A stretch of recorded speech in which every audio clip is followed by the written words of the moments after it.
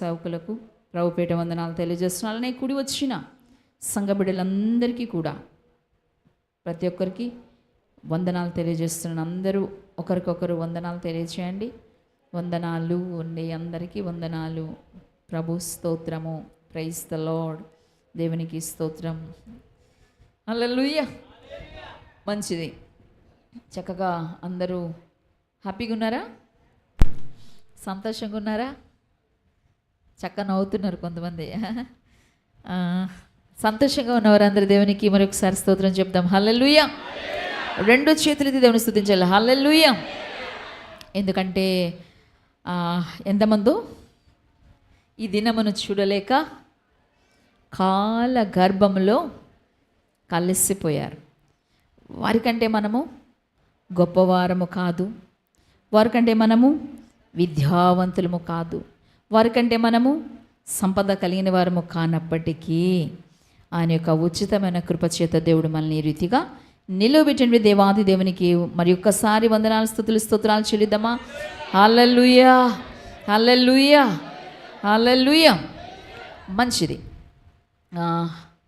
గడిచిన వారం దేవుని యొక్క వాక్య భాగంలో నుంచి ఏ మాటలు మనం నేర్చుకున్నామో నేను ఎవరిని అడిగితే వారు చెప్పేయాలి. త్వరగా గుర్తు చేసుకోండి. నేను మీకు 2 minutes టైం ఇస్తున్నాను. బాగా గుర్తు చేసుకోండి. టైం అప్ అనగానే మీరు చెప్పేయాలి నాకు. ఓకే, అలా చూడొద్దు, గుర్తు చేసుకోండి. విదిన్ 2 minutes రెడీగా ఉన్నాడు యాకోబ్. మీరందరూ చెప్పకపోయినా నేను చెప్తాను, రెడీగా ఉన్నాడు.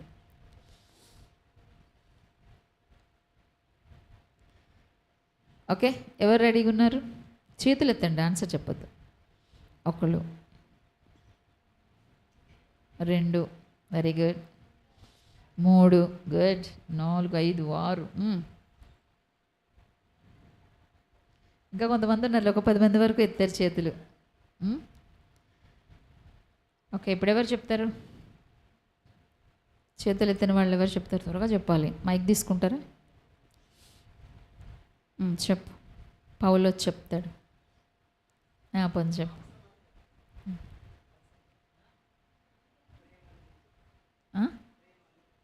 ప్రేమలు అంశం చెప్తానన్నావు. Very good. అంశమే చెప్తాడంట. ప్రేమలు అనేటువంటి అంశం చెప్పాడు. ప్రేమే గుర్తుంది తనకి, పాపం కదా.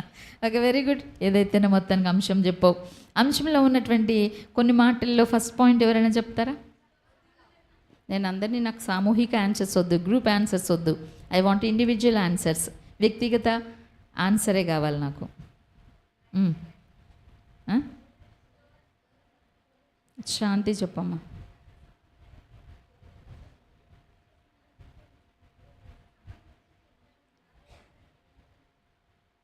ఏ సంబంధం? ఫస్ట్ పాయింట్ చెప్పండి. రక్త సంబంధం గురించి చెప్పా. నెక్స్ట్, ప్రేమల్లో రక్త సంబంధం. తర్వాత రెండవది స్కాచ్. తర్వాత ఏంటి? నాకు ఇంగ్లీష్ వర్డ్స్, హిబ్రూ లాంగ్వేజ్ వద్దు, లేదా గ్రీక్ వర్డ్స్ కూడా నాకు వద్దు, తెలుగు చెప్పండి చాలు. ఓకే, రక్త సంబంధం కోసం చెప్పా, భార్యాభర్తల సంబంధం కోసం చెప్పా, స్నేహితుల మధ్య ప్రేమ కోసం చెప్పున్నాం. ఈ 3 ప్రేమల కన్నా అగాపే ప్రేమ, మన యేసయ్య ప్రేమ కోసం కూడా తెలుసుకున్నాం. మంచిది, వెరీ గుడ్. అందరికీ ఒకసారి క్లాప్స్ కొడదాం. చాలా మంది చక్కగా చెప్పారు. దేవునికి స్తోత్రం కలుగునుగాక. హల్లెలూయా. మంచిది. మీకు ఎందుకు ఒకసారి గుర్తు చేస్తానంటే మళ్ళీ మళ్ళీ మర్చిపోకూడదని. ఇంకొకటి కూడా క్వశ్చన్ అడిగేస్తాను. మొన్న సండే అయిపోయింది కదా, ఫ్రైడే ఒక మాట చెప్పాను నేను. ఫ్రైడే కూడా చెప్పాను కదా. అంశం ఉన్నావు కదా. ఎవరి కోసం? అబ్రహాం కోసం మాట్లాడుకున్నాం. అబ్రహాము ముందు పేరేంటి? అబ్రాము. దేవుడు ఏమని మార్చాడు? అబ్రహాముగా మార్చాడు. అబ్రహాము తండ్రి తెరాహు.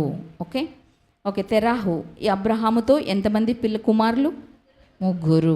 ఓకే, మొదటివాడు అబ్రహాము. అబ్రహాములో ఉన్నటువంటి లక్షణాలు, ఫస్ట్ లక్షణం ఆయనలో ఏముంది? తర్వాత విధేయత కలిగిన వాడు. రెండవది ప్రార్థనాపరుడు. మూడవది వెరీ గుడ్, ఇచ్చే విషయంలో విశ్వాస మనస్సు గలవాడు. అంటే విశ్వాసం ఉండేదన్నమాట. ఆ మనస్సు కలిగినటువంటి వాడు అబ్రహాము. ఆయనలో ఉన్నటువంటి మంచి లక్షణాలు మనం తెలుసుకున్నాం. సో ఏ రోజు మీరు ఇక్కడ ప్రార్థనకు వచ్చినా ఆ మాటలు మర్చిపోకుండా నేను మళ్ళీ మీకు రిపీట్ చేస్తూనే ఉంటాను. నేను ఉంటే మాత్రం ఖచ్చితంగా ఓకే. సో అది మీరు మర్చిపోకూడదని నేను రిపీట్ చేస్తుంటాను. మళ్ళీ మళ్ళీ మీరు చెప్పాలి, అవి నేర్చుకోవాలి. అవి మన హృదయంలో ఉంటే ఏదో ఒక రోజు అది మనకు గుర్తొస్తుంది, అది మనలను పై స్థితికి తీసుకొని వెళ్తుంది. దేవునికి స్తోత్రం కలుగును గాక. హల్లెలూయా. సో లాస్ట్ సండే ఆ యొక్క అంశం చూద్దాం ఒకసారి. ప్రేమ యొక్క 4 కోణాలు. స్టోర్జ్ ఫస్ట్ది, second Eros, third philia and last agape. ఇవి గ్రీక్ లాంగ్వేజ్లో ప్రేమకు సంబంధించినవి. స్టోర్జ్ అంటే bond between, love between parents, relatives కింద వస్తుంది. ఈ rose wife and husband, bond between, love between wife and husband. Philia love between friendship, స్నేహితుల మధ్య. And agape love of God. దేవునికి స్తోత్రం కలుగును గాక. హల్లెలూయా. కనిపిస్తుంది కదా తెలుగు, ఇంగ్లీష్లో ఏది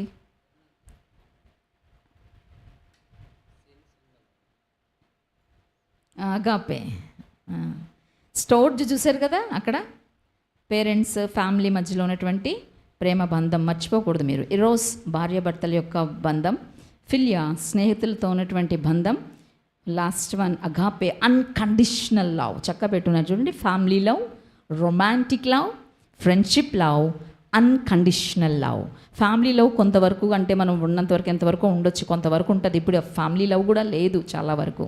రొమాంటిక్ లవ్ ఉంది, అది కూడా కొంతకాలమే రొమాంటిక్ లవ్ కదా. కొంతకాలము ప్రేమిస్తారు, నటిస్తారు, మోసం చేస్తూ ఉంటారు. అలాంటి లవ్ కూడా మనకు అవసరం లేదు, అది నో నీడ్. తర్వాత ఫ్రెండ్షిప్ లవ్ ఉంది, ఇది కూడా కొంతవరకే. నీ దగ్గర డబ్బు ఉన్నంత వరకు నీతో ఉంటారు నీ ఫ్రెండ్స్, తర్వాత మనల్ని విడిచిపెట్టేస్తారు, ఎలా అంటే అప్పిపోయిన కుమారులాగే. బట్ అగాపే అన్కండిషనల్ లవ్, మనము జీవించినంత కాలము ఇక శాశ్వతమైన ప్రేమతో నిత్య జీవనంలో నడిపించేటువంటి యేసయ్య ప్రేమ. దేవునికి స్తోత్రం కలుగునుగాక. హల్లెలూయా. చెప్పబడే దేవుని స్తోత్రం. వెరీ గుడ్, మంచిది. చక్కగా ఇక్కడ ఒకసారి మళ్ళీ తీసేసామమ్మా. మళ్ళీ దాంట్లో చూడండి, ఇక లాస్ట్ అగాపే లవ్లో ఉన్నటువంటి సింబల్ మనకు కనిపిస్తుంది కదా ఇలా. ఇది మన హీలింగ్ హ్యాండ్స్ సింబల్ కూడా అదే పెట్టున్నారు. ఓకే. సో అంటే అలాంటి ప్రేమతో దేవుడు మనల్ని అందరినీ ప్రేమించి ఎటువంటి అపాయం వచ్చినా, అనారోగ్యం వచ్చినా దేవుడు మనలను ఆయన హీలింగ్ హ్యాండ్స్తో స్వస్థపరచాలి దేవుడు. దేవునికి స్తోత్రం కలుగునుగాక. హల్లెలూయా. Very good. నా మళ్ళీ వచ్చేద్దాం వాక్యంలోకి. వచ్చే ముందు ఒక చిన్న ప్రార్థన చేసుకుందాం. అప్పుడే కాదు, జస్ట్ వినండి. నేను ప్రకటన గ్రంథం నుంచి కొన్ని సంఘాల కోసం మాట్లాడాను, రైట్? ఓకే. దాంట్లో ఫస్ట్ సంఘం ఏ సంఘం కోసం మాట్లాడుకున్నాం? వెరీ గుడ్, ఎఫెసీ సంఘం కోసం మాట్లాడుకున్నాం. రెండవది సెకండ్లీ స్మిర్నా. ఏంటి అలామా మర్చిపోతుంటారు మీరు. సెకండ్ వన్ అదే మరి, మర్చిపోకూడదు. Second one Smyrna. And third one చెప్పండి. Third one Pergamum. And fourth one, నేను ఈ మాట సుగుణాకు చాలాసార్లు చెప్పాను, గుర్తుపెట్టుకో, నిన్నే అడుగుతాను ఇదని. ఇది ఏ సంఘము అంటే అది కాదు, నో. ఈ వాక్యాల్లో 3 సంఘాల కోసం మాట్లాడాను కదా, 4వ సంఘం కోసం చెప్తానని నానికి వీళ్ళిద్దరికీ చెప్పా. ఏంటో తెలుసా? తుయతైరా. ఏంటది? తుయతైరా. అది చెప్పాను మీకు అడుగుతానని, మర్చిపోకూడదు. తుయతైరా. Okay, good. ఈరోజు మనము తుయతైరా సంఘం కోసం కొన్ని విషయాలు మీకు చెప్పాలని ఆశపడుతున్నాను. ఓకే, మనం చూద్దాం ఒకసారి తుయతైరా సంఘం కోసం ఏం రాయబడిందో. ప్రకటన గ్రంథము 2వ అధ్యాయం 18వ వచనంలో ఉన్నటువంటి 4వ సంఘము, తుయతైరాలో ఉన్నటువంటి సంఘం కోసం మనం మాట్లాడుకుందాం. తుయతైరాలో ఉన్న సంఘపు దూతకు ఇలాగు రాయము: అగ్ని జ్వాలల వంటి కన్నులను అపరంజిని పోలిన పాదములు గల దేవుని కుమారుడు చెప్పు సంగతులేవనగా, నీ క్రియలను, నీ ప్రేమను, నీ విశ్వాసమును, నీ పరిచర్యను, నీ సహనమును నేనెరుగుదును. ఓకే, నీ మొదటి క్రియల కన్నా నీ కడపటి క్రియలు మరి ఎక్కువైనవని ఎరుగుదును. అయినను నీ మీద తప్పు ఒకటి నేను మోపవలసి ఉన్నది. ఏమనగా, తాను ప్రవక్తినని చెప్పుకొనుచున్న యెజెబెలు స్త్రీని నీ ఉండనిచ్చుచున్నావు. జారత్వము చేయుటకును, విగ్రహములకు బలి ఇచ్చిన వాటిని తినుటకును అది నా దాసులకు బోధించుచు వారిని మోసపరచుచున్నది. మారు మనసు పొందుటకు నేను దానికి సమయం ఇచ్చి తిని కానీ అది తన జారత్వము విడిచిపెట్టి మారు మనసు పొందనొల్లదు. ఇదిగో, నేను దానిని మంచము పట్టించి దానితో కూడా వ్యభిచరించిన వారు దాని క్రియల విషయమై మారు మనసు పొందితేనే గాని వారిని బహుశ్రమల పాలు చేతును. దాని పిల్లలను నిశ్చయముగా చంపెదను. అందువలన అంతరింద్రియములను హృదయములను వాడను నేనే అని సంఘములన్నీ తెలుసుకొనెను. మరియు మీలో ప్రతివానికి వాని క్రియలు చెప్పున ప్రతిఫలం ఇచ్చేదను. అయితే తుయతైరలో కడమవారైన మీతో, అనగా ఈ బోధను అంగీకరింపక సాతాను యొక్క గూఢమైన సంగతులను ఎరుగుమని చెప్పుకొని వారందరితో నేను చెప్పుచున్నదేమనగా, మీ పైని మరి ఏ భారమును పెట్టెను. నేను వచ్చే వరకు మీకు కలిగి ఉన్న దానిని గట్టిగా పట్టుకొనుడి. నేను నా తండ్రి వలన అధికారము పొందినట్టు జయించుచు అంతము వరకు నా క్రియలు జాగ్రత్తగా చేయువానికి జనుల మీద అధికారం ఇచ్చెదను. అతడు ఇనుప దండముతో వారిని ఏలును. వారు కుమ్మరి వాని పాత్రల వలె పగలగొట్టబడుదురు. మరియు అతనికి వేకువ చుక్కను ఇచ్చేదను. సంగములతో ఆత్మ చెప్పుచున్న మాట చెవిగలవాడు వినుగాక. ఆమేన్. చిన్న ప్రార్థన. సకల ఆశీర్వాదములకు కారణపుత్రుడైన మా యేసు ప్రభువా, నీ పరిశుద్ధ నామమునకు వందనములు, స్తుతులు, స్తోత్రాలు చెల్లిస్తున్నాము తండ్రి. ఇంతవరకు నీ సన్నిధిలో పాటలతో నేను స్తుతించినాము ప్రభువా. నాయన నిన్ను ఆరాధించినాము ప్రభువా. అందరి బయటికి స్తోత్రాలు తండ్రి. ఇదిగో నాయన నీ మాటల చేత నాయన ఈ సమయంలో మీరు మాతో మాట్లాడడానికి ప్రభువా, నాయన మేమందరం వినడానికి ప్రభువా సిద్ధపడి ఉన్నామయ్యా. నీకు స్తోత్రాలు. మమ్మల్ని అందరినీ మీరు జ్ఞాపకం చేసుకోండి. యేసునికి స్తోత్రాలు. నీ స్వాధీనపరచుకోండి ప్రభువా. నీకు స్తోత్రాలు. ప్రకటన గ్రంథము చదువువాడు నాయన ఎంతో ధన్యుడు. అయ్యో ప్రభువా, వీటిలో ఉన్నటువంటివి నాయన మేము చదివి దాన్ని గ్రహిస్తే ప్రభువా మేము ధైర్యము తెచ్చుకొని మాకు ఒక ఆదరణగా మమ్మల్ని నడిపిస్తామని ప్రభువా ఈ మాటలు చదవని బలపరుస్తారని మేము నమ్ముచున్నాం. యేసునికి స్తోత్రాలు. మీరే ఉండి మీరు మాతో మాట్లాడి మమ్మల్ని బలపరిచి నాయన మా సంఘాన్ని కూడా ప్రభువా నాయన ఏ తప్పులున్నాయో ఏ పొరపాట్లున్నాయో మమ్మల్ని మేము సరిచేసుకుంటూ మేము ముందుకు సాగిపోయే కృపను మీరు మాకు అందరికీ దయచేసి నడిపించండి. యేసునికి స్తోత్రాలు. నీ కృప నీ సన్నిధి ప్రసన్నత అందరిపై నుంచి నడిపించమని ప్రభువైన యేసుక్రీస్తు నామములో ప్రార్థనములన్నీ అడిగి వేడుకొంచున్నాము తండ్రి. ఆమేన్. దేవునికి స్తోత్రం కలుగునుగాక. హల్లెలూయా, హల్లెలూయా. Okay. He that hath an ear, let him hear what the Spirit saith unto the churches. అంటే సంఘములతో ఆత్మ చెప్పుచున్న మాట చెవి గలవాడు వినుగాక. ఆమెన్ చెప్పండి. ఆమెన్. గాక అనగానే ఏం చెప్పాలి? ఆమెన్ అంటే అవునుగాక. ఓకే. చెవులు ఉన్నాయేమో కదా మనందరికీ? ఉన్నాయా? కొంతమందికి లేవంట. ఉన్నాయా? ఎవరో అన్నారు మొన్న, నాకు చెవులు ఇవ్వండి. చెవుల కోసం కూడా ఒక వాక్యం అయింది కావాలా? ఏ చెవులు అంటే అవి? వినగలే చెవుల కోసం చెప్పాను. దానిలో ఏ చెవి ఉన్నది? దురదగల చెవులు. ఏ చెవులు కదా? వింటాం కానీ చెప్పండి అలాగే చెప్తారు కదా, అలాగే చెప్తారా? మనకి ఏదైనా చూడండి, ఎక్కడైనా కానీ ఎవరైనా చెప్తున్నారు మనకు నచ్చదు అనుకో అంటాం ఒకసారి, లేదా చాలే చెప్పవులే అంటే ఏంటి? చెవులు ఇలా అంటున్నావంటే ఏంటి? నువ్వు చెప్పింది చాలు, మా చెవులకి ఏమీ వెళ్ళదని కదా కదా. సో ఇప్పుడు అందుకే ఇక్కడ అంటున్నారు, సంగములతో ఆత్మ చెప్పుచున్న మాట త్వర చెప్పాలి, చెవిగలవాడు వినును గాక. ఓకే, ఇక్కడ మళ్ళీ ఒకసారి చూద్దాం. ఒకసారి ప్రకటన గ్రంథము 22వ అధ్యాయం ఆఖరి అధ్యాయం అన్నమాట. ఆఖరి అధ్యాయంలో 16వ వచనం చూద్దాం. చూడండి 16వ వచనం.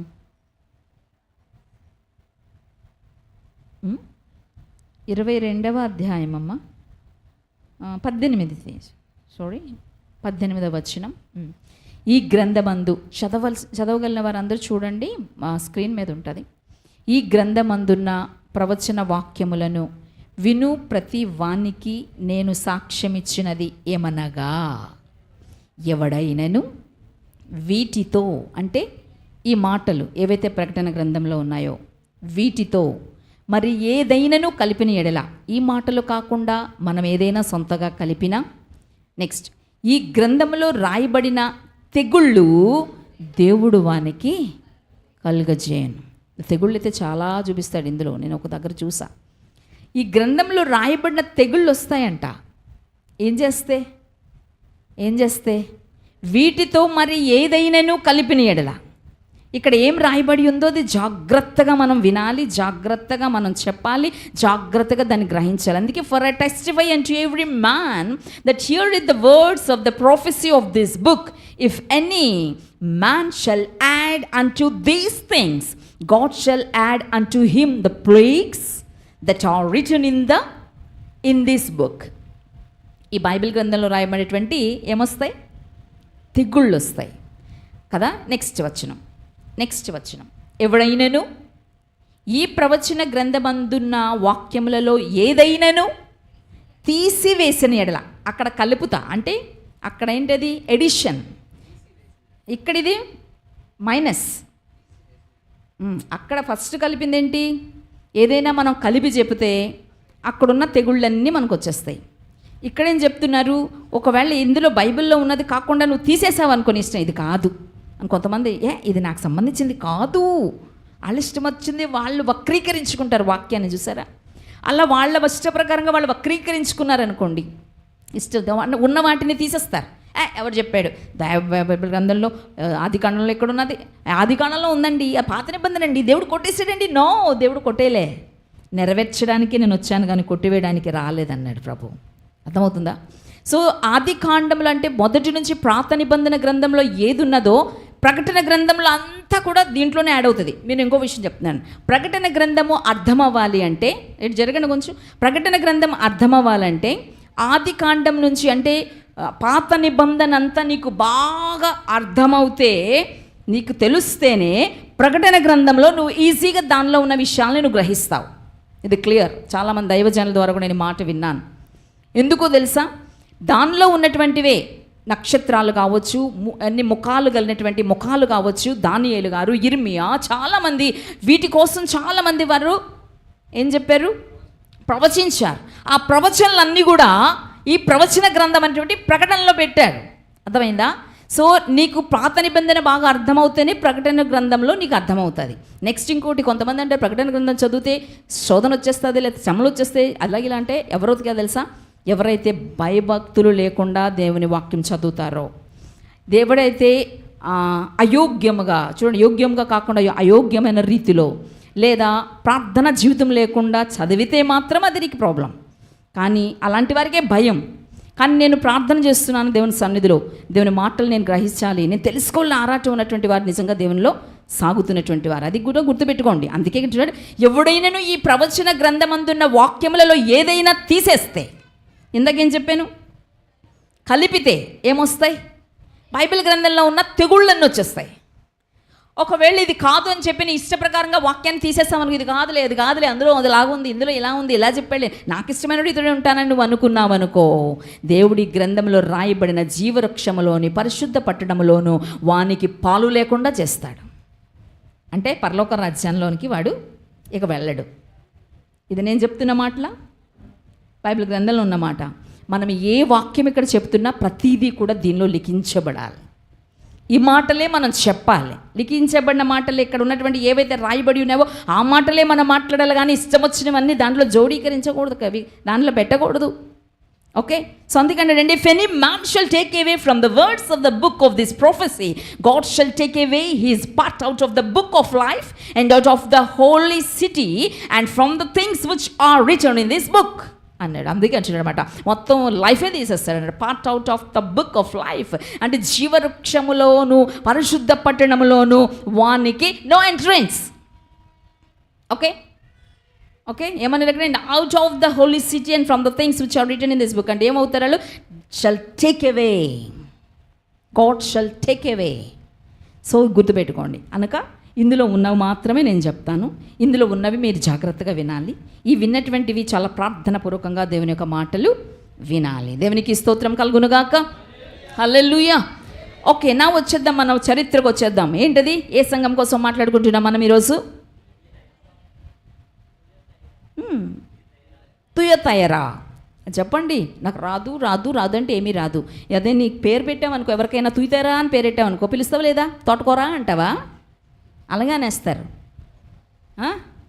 ప్రీతి అని చక్క పిల్లమ్మ అంటే ప్రీతి అని పిలుస్తున్నారంట. ప్రీతి అంటే ఎంత మంచి పేరు, ప్రీతికరమైనది, ఇష్టకరమైనది కదా. సో ఒక పేరుని మార్చకూడదు, దానికోసం కూడా మీకు చెప్తా. సో ఇదేంటి పేరేంటి? తుయతైరా. ఏంటండి ఇది? తుయతైరా. ఓకే, సో తుయతైరా కోసం మనం మాట్లాడుకుందాం. ఓకే, సో ఈ సంఘము ఇదంట చిన్న ఆసియాలోని అంటే ఉన్నటువంటి లిదియాకు ఉత్తరముగానున్న పట్టణము. ఇది హెర్మస్, కైకస్ అను నదుల లోయల రెంటిని కలుపు ఒక పెద్ద లోయలో ఉన్నది. ఇది ఎక్కడది? 2 నదులు కలిపేటువంటి ఒక పెద్ద లోయలో ఈ తుయతైరా పట్టణం ఉన్నది. ఓకే, ఇది ప్రసిద్ధికెక్కిన వ్యాపార కేంద్రం. ఆ తుయతైరా పట్టణం ఎలాంటిది? ప్రసిద్ధికెక్కినటువంటి చాలా బిజినెస్, అది వ్యాపార కేంద్రం అన్నమాట. ఓకే, ఇది ధూమ వస్త్రములను నేయుటకు అంటే అపోస్తల కార్యములు 16-14 ఒకసారి చూడండి. అపోస్తల కార్యములు 16వ అధ్యాయం 14వ వచనం చదివేవారు త్వరగా చదవాలి. 16వ అధ్యాయం 14వ వచనం. అప్పుడు లూదియాను దైవభక్తి గల ఒక స్త్రీ వినిచుండెను. ఆమెను ఊదారంగు పొడిని అమ్ము తుయతైరా పట్టణస్థురాలు. ఉందా ఇక్కడ? నేను ఓన్గా చెప్పలే. తుయతైరా అంటే తుయతైరా సంఘం ఏంటంటే ఆ పట్టణంలో ఉంది కనుక అది తుయతైరా సంఘం. ఓకే, సో అక్కడ ఎవరున్నారు? లూదియాను దైవభక్తి గల ఒక స్త్రీ ఉన్నది. ఆమె ఏ పొడి? ఊదారంగు పొడిని అమ్ముకుంటుంది. అంటే అక్కడ వ్యాపారం జరుగుతుందా లేదా? వ్యాపారం జరుగుతుంది. ఆమె తుయతైరా పట్టణస్థురాలు. ఓకే, సో ఇది చూద్దాం, ఒకసారి వద్దాం మళ్ళీ. అందుకే ఇది ధూమ వస్త్ర నేయుటకు అక్కడ వాళ్ళు ఆ వస్త్రాల్ని ఉదారంగు పొడిని అమ్మి దాని ద్వారా వాళ్ళు ఖరీదైనటువంటి వస్త్రాలను కూడా అమ్మేటువంటి వారు అన్నమాట, నేసేటువంటి వారు. తర్వాత ఇత్తడి పనికి. ఓకే, ప్రకటన 2వ అధ్యాయము 18వ వచనంలో ఏముందో చూడండి. 2వ అధ్యాయము 18వ వచనం.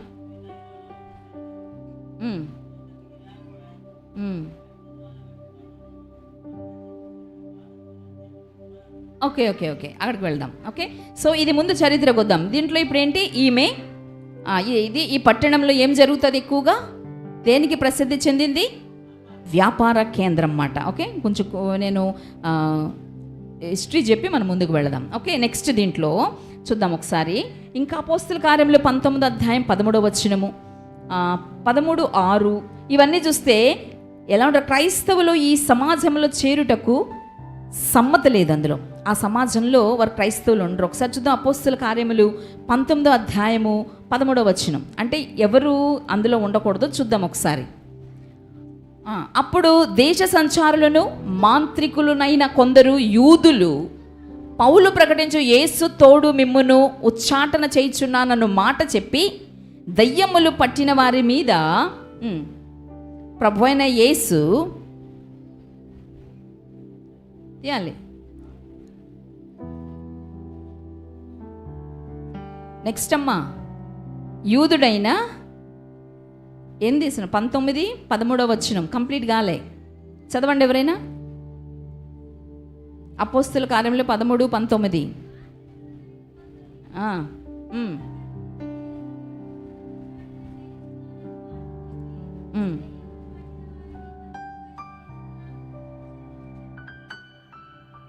ఓకే, సో దీనికి అర్థం ఏంటంటే చూద్దాం ఒకసారి. ఈ పట్టణస్థులు దేన్ని కొలుస్తారంటే అదృష్టములను తెలుపు దేవతకు ఒక గుడి కట్టి ఉన్నారన్నమాట. వాళ్ళ అదృష్టాలని తెలిపేటువంటిది దాన్ని మనం ఏమంటాం చెప్పండి? మన అదృష్టాన్ని తెలిపేటువంటి వాళ్ళని ఏమంటాం చెప్పండి? ఉంటారు కదా, చూపించుకుంటారు కదా, వెళ్ళి నా అదృష్టాన్ని తెలుపు, చెప్పు ఏంటో నా అదృష్టం, చేయి చూపించుకుంటారు కదా, చెప్పండి. సోదిగత్తెలు, జ్యోతిష్కము, ఇంకా సోదిగత్తెలు అన్నమాట. యూదులు ఈ సోదిని అనడానికి, వాళ్ళు ఈ సోదిని అడిగించుకోవడానికి అలవాటు పడ్డారన్నమాట. వాళ్ళందరూ కూడా ఏం చేస్తారు? వాళ్ళు సోది చెప్పించుకునేటువంటి వాళ్ళు ఈ యూదులు వాళ్ళు మాత్రం సోది చెప్పించుకునేవారు కనుక అక్కడ ఏమంటారంటే సంబతి అంటే ఒక సోదికత్తె. యూదులు ఈ సోదిని అడగడానికి అలవాటు పడ్డారన్నమాట వీళ్ళు. అంటే క్రైస్తవులు ఎవరైతే ఉన్నారో, ఎవరు యూదుల నుంచి దేవుని నమ్ముకున్నారో వాళ్ళు మాత్రము ఈ సమాజంలో చేరడానికి ఇష్టపడరు. చాలామంది సోద చెప్తారు, కానీ అందరికీ ఇష్టమేనండి సోద చెప్పించుకోవడం? చెప్పండి. చెప్తా ఉంటే మనం ఏమంటాం? నీకు సోద చెప్తాను రా అంటే అంటాం. చెప్పండి, చెప్పే అంటారు కొంతమంది. చెప్పు చెప్పు చెప్పు చెప్పు కదా. ఇంకేమంటారు? చూడు చూడు చూడు, ఇంకేమన్నా ఉన్నాయి నా దాంట్లో, ఇంకేమన్నా చెప్పు, నాకు అదృష్టమైన వస్తుందా? ఒక ఏళ్ళు పొడుగు, ఒక వేలు పొట్టు, ఇలా ఉండాలి, ఇలాగ ఉండాలి, చిన్నగా ఉండాలి, పెద్దగా ఉండాలి, పుట్టుమచ్చలు ఉండాలి, ఇక్కడ పుట్టుమచ్చ ఉండాలి, అక్కడ పుట్టుమచ్చ ఉండాలి, అక్కడ ఉండాలి, వెనకాల ఉండాలి. అబ్బాయి పుట్టుమచ్చ ఉంటే ఎంత అదృష్టమో తెలుసా? వెనకాల పుట్టుమచ్చ ఉంటే గవర్నమెంట్ జాబ్ వస్తుంది తెలుసా? ఇవన్నీ చెప్పుకుంటారు. ఇవన్నీ కూడా సోదే చెప్పగా నా తల్లి, సోదే చెప్పగా సోదే వినకు. సోదే చెప్పేటువంటి వాళ్ళు ఆ యూదులు వాళ్ళందరూ కూడా కదా. కానీ క్రైస్తవులు దానిలో ఉండాలని వారు ఇష్టపడేవారు కాదు. ఓకే, తుయతారా పట్టణస్థుల్లో కదా. సో ఇది అక్కడ జరిగేటువంటి విషయాలు మనం చూస్తున్నాం. ఇంకా చూడడానికి అక్కడ చూస్తే ఏముందంటే తెలుసా, ఇలా రాయబడి ఉంది, క్రైస్తవులు ఈ సమాజంలో చేరుటకు సమ్మతింపరైరని, ఎందుకనగా ఈ సమాజంలో చేరిన వారందరూ కలిసి ఒక విందులో భోజనాన్ని భుజిస్తారట. ఎవరు ఆ సమాజంలో చేరరు? ఏ సమాజము? సోది చెప్పేటువంటి సమాజంలో చేరడు. ఎందుకంటే వీళ్ళందరూ కూడా ఒక విందు చేసుకుంటారండి. విందు చేసుకొని ఆ భోజనం తీసుకెళ్ళి ఎవరికి అర్పిస్తారు తెలుసా? దేవతకు అర్పిస్తారు. దేవత నిర్మించిన దేవాలయములు యందు కానీ మరి వేరే చోట్ల కానీ దాన్ని తీసుకుని వెళ్ళి అక్కడే వాళ్ళు తింటారు. దాన్ని తింటారు. అంటే విగ్రహార్పితమైన భోజనమును క్రైస్తవులు తినకూడదు. తింటారా? కొంతమంది తింటారు. తిన్నామనుకో చూడు, తినుట అపరాధము, మరియు భోజనమైన తదుపరి వారు సామాన్యముగా త్రాగుట ఎందును. అది అయిపోయిన వెంటనే ఏం చేస్తారు? డ్రింక్, మళ్ళీ ఏంటి? మందు. ఓకే, అవినీతి కార్యక్రమాలలోనూ వారు ఏమవుతారంటే పాల్గొంటారు. ఓకే, ఈ రెండు కారణములను బట్టి క్రైస్తవులు ఏమవుతారంటే వాళ్ళతో చేరరు. ఏ రెండు కార్యాలు? ఒకటి విగ్రహార్పితమైనటువంటి తినడం, రెండోది తాగడం. ఈ రెండు ఉన్నందువల్ల క్రైస్తవులు దానిలో చేరరు. ఓకే, సో ఈ రెండు విషయాలు మనం జాగ్రత్తగా చూసుకోవాలి. ఓకే, ఫస్ట్ది మనం చూసాం, అదేంటంటే చరిత్ర చెప్పాను మీకు. ఇప్పుడు రెండో మాట, ఇప్పుడు మనం వాక్యంలోకి వద్దాం. ఈయన ప్రత్యక్షత, ప్రభువు ఎలా ప్రత్యక్ష అయ్యారు అక్కడ? తుయతేరులో ఉన్న సంగపు దూతకు ఇలాగు రాయము, అగ్ని జ్వాలల వంటి కన్నులను అపరంజిని పోలిన పాదములు గల దేవుని కుమారుడు చెప్పు సంగతులేవనగా. ఎలాంటి వారు చెప్తున్నారు ఇక్కడ? అగ్ని జ్వాలల వంటి. ఏం చూస్తున్నావు? ఏమైపోయింది అనుకుంటున్నావు ఏంటి? వదల నేను. అగ్ని జ్వాలల వంటి కన్నులను, అపరంజిని పోలిన పాదములను, ఇంకేముంది? పాదములు గల దేవుని కుమారుడు. మూడు ఉన్నాయి ఇక్కడ. ఒకటి అగ్ని జ్వాల వంటి కన్నులు, రెండు అపరంజిని పోలిన పాదములు, మూడేంటి దేవుని కుమారు. అంటే అక్కడక్కడ వాళ్ళు కాదు, ఎవరో కాదు, ఈయన సన్ ఆఫ్ గాడ్. దేవునికి స్తోత్రం కలుగును గాక. అందుకే అగ్ని జ్వాలల వంటి అది పాట ఉంటుంది. ఏం చెప్పండి?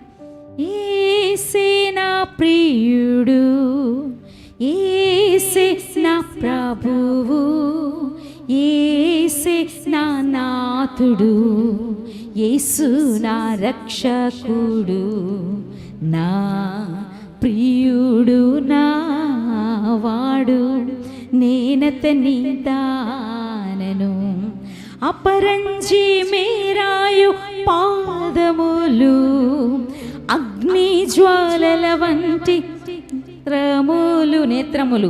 అపరంజి మేరాయు పాదములు, అగ్ని జ్వాలల వంటి నేత్రములు. యేసే నా ప్రియుడు, యేసే నా ప్రభువు, యేసే నా నాథుడు, యేసు నా రక్షకుడు, నా ప్రియుడు, నా వాడు, నేనతని దానను. దేవునికి స్తోత్రం కలుగును గాక. చూడండి, ఇది మీకు ఈ పాట ఆదరణ ఇస్తుందా, భయం కలిగిస్తుందా? ఆదరణ ఇస్తుంది. Very good. ఎందుకు ఆదరణ ఇస్తుంది? నా ప్రియుడు దేవుడు మళ్ళీ నా కొరకు రాబోతున్నాడు. ఆయన ఎలా ఉంటాడో తెలుసా? అర్థమైందా? ప్రభు ఏం చెప్తాను అక్కడంటే, సంఘము ఒక పెండ్లి కుమార్తె. రైట్? ఏమంటున్నాడు? సంఘము పెండ్లి కుమార్తె. ఇప్పుడు పెండ్లి కొడుకు రాబోతున్నాడు. ప్రభు పెండ్లి కొడుకుగా ఆయన రాబోతున్నాడు. Okay okay. సో వధువు సంఘముగా మనం ఎత్తబడాలి. పెండ్లి కుమారుడుగా ఆయన రాబోతున్నప్పుడు మీ క్వాలిటీస్ చెప్తారా లేదా? పెండ్లి కుమారుడు ఎలా ఉంటాడో? అమ్మా, ఇది నా బయోడేటా, రెజ్యూమా ఏదో అంటున్నారు ఇప్పుడు. వాళ్ళ బయోడేటా ఇవ్వడాన్ని రెజ్యూమ్ కదా, అది ఇస్తున్నారు. ఇచ్చి వాళ్ళు ఏమంటున్నారు? నేను అబ్బాయి 5 feet లేకపోతే 6 feet లేకపోతే 5'5" అని చెప్పడం. అందంగా ఉంటాడు, తెల్లగా ఉంటాడు, ఎత్తెంత, ఆ తర్వాత ఉద్యోగము ఏంటి, ఇవన్నీ చెప్తారు కదా. అలాగా సంఘానికి ప్రభు కూడా ఏం చెప్తున్నాడంటే, అగ్ని జ్వాలల వంటి కనులు గలవాడు, అపరంచి మెరాయు పాదములు గలవాడు, నేను దేవుని కుమారుడను. దేవునికి స్తోత్రం కలుగునుగాక. హల్లెలూయా, హల్లెలూయా. సో ఆయన రాబోతున్నాడు. అందుకే అతి త్వరలో నా కొరకై రానున్నాడు, అతి వేగముగా భువికి రానున్నాడు, అతి త్వరలో నా కొరకై రానున్నాడు, అతి వేగముగా భువికి రానున్నాడు. ధవళ వర్ణ స్వరూపుడు, రత్నవర్ణ రూపుడు. ఎవరు? యేసే. చెప్పాలి, మీరు పడాలి. యేసే, యేసే నా ప్రియుడు, యేసే, యేసే నా నాథుడు, యేసే నా నాథుడు, యేసు నా రక్షకుడు, యేసు నా రక్షకుడు, యేసే ప్రియుడు. అందరూ యేసే నా ప్రభు, యేసే నా నాథుడు, యేసే, యేసు నా రక్షకుడు, యేసు నా రక్షకుడు. పౌలు నా ప్రియుడు, నా వాడు, నేనతని దానను. నేను అంటే సింగులర్గా, ఆ పర్టికులర్గా నేను అందేసుకోకండి. సంఘం ఆయనకు ప్రియురాలుగా ఎత్తబడబోతుంది. అందుకంటున్నాడు ఇక్కడ ప్రత్యక్షత చూద్దాం. ఇప్పుడు దేవుడు ఎలా ప్రత్యక్షమయ్యాడు ఆ తుయతైర సంఘంలో అని యోహాను గారు రాస్తున్నారన్నమాట. యోహానుకి ఏం చేశారో తెలుసా? యోహాను ఎక్కడ యోహాను పత్రిక రాశారు, యోహాను సువార్త రాశారు, దేవునితో ఉన్నాడు. ఇప్పుడు ఏం చేశాడంటే అతను అందరూ అక్కడ ఉన్నటువంటి ఆ రోమన్ పౌరులందరూ కూడా, రోమా రాజులు, రోమా ఎంపైర్లో కింగ్స్ అందరూ కూడా, ఆ చక్రవర్తులు అందరూ కూడా ఏం చేసేవారంటే నానా రకాలుగా వాళ్ళు హింస చేసేవారు. నీరో చక్రవర్తి ఉన్నాడు, ఏం చేసేవాడంటే అగ్నితో మొత్తం అన్ని కూడా తగలబెట్టి కాల్చేసాడు, దేనిలో ఉన్న పెట్టి కాల్చేసేవాడు నీరో చక్రవర్తి. ఇంకా చాలా మంది ఉన్నారు చక్రవర్తులు అన్ని కూడా, అందరూ కూడా యూదులు, దానిలో క్రైస్తవులు. అంటే బీభత్సంగా వాళ్ళని ఏం చేసేవారు? హింస పెట్టి కాల్చేసేవారు, చంపేసేవారు వాళ్ళని, క్రైస్తవులు అని తెలిస్తే. ఒక ఇంకొకడు హిట్లర్ వచ్చాడు, తనేం చేసాడు అనుకున్నారు? యూదులందరినీ, ఆకలితో ఉన్నటువంటి సింహాలని విడిచిపెట్టి మొత్తం యూదులందరి మీదకి పంపించేశారు. వాళ్ళందరూ కూడా ఆ సింహాలన్నీ కూడా వాళ్ళని చీల్చి తినేసేవి. అలాంటి భయంకరమైన పరిస్థితిలో అక్కడ ఎవరైతే రాజుగా ఉంటున్నారో వాళ్ళు ఏమంటున్నారంటే, ఆ రాజు అంటాడు నేనే చక్రవర్తిని, నా కొడుకే దేవుడు ఇక్కడ అని వాళ్ళు చెప్తున్నప్పుడు అందరూ వింటారు ఆ మాట, యూదులందరూ వింటారు. కానీ యోహాను మాత్రం ఆ మాట వినడు, దానికి సాష్టాంగ పడ్డు, అది ఇష్టపడడైనా యోహాన్. అందుకనే ఆ రాజు, విచిత్రమైన రాజు, అతను ఏం చేస్తాడో తెలుసా?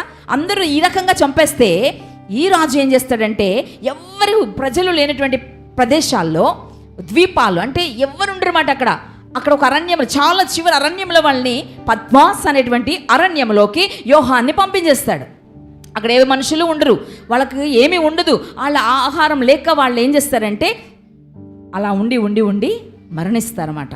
అందుకని యోహాను గారిని అక్కడ పంపించేస్తారు. పద్మాస్లోకి ఒక పనిష్మెంట్లో ఆ రోమన్ చక్రవర్తి అక్కడ పంపించేస్తే, అక్కడ ఉన్నప్పుడు ప్రభు నాకు ఎందుకు ఈ బ్రతకన్నట్టు తను ఉంటూ ఉండగా ప్రభు ఏం చేస్తాడంటే ఒక వెలుగు, అతను ఏదో వాటర్ నది దగ్గరికి వెళ్ళి నీళ్లు తాగుతుండే ఒక శబ్దం వస్తుంది ఆయనకి.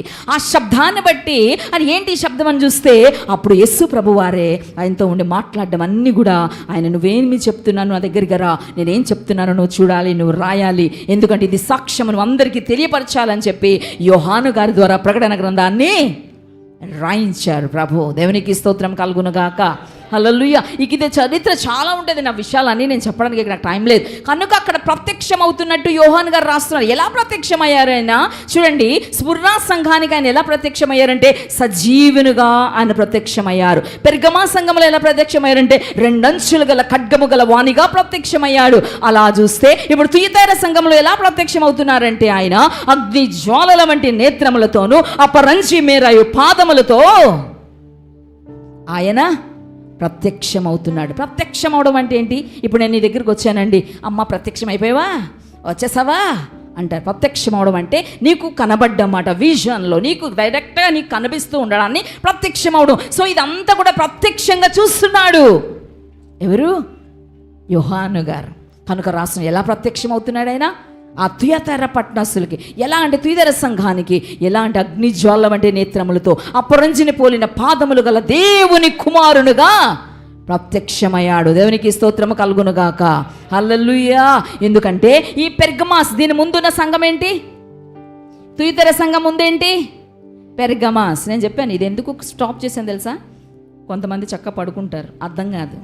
ఎందుకన్నా ఈ ప్రకటన గ్రంథం చదవాలంటే, అది అర్థమవ్వాలంటే దేవునిలో భక్తిగా ఉన్నవారు, దేవుణ్ణి మనస్ఫూర్తిగా ఆరాధిస్తున్న వారికి మాత్రమే ఇది అర్థమవుతుంది. మళ్ళీ మళ్ళీ చెప్తున్నాం.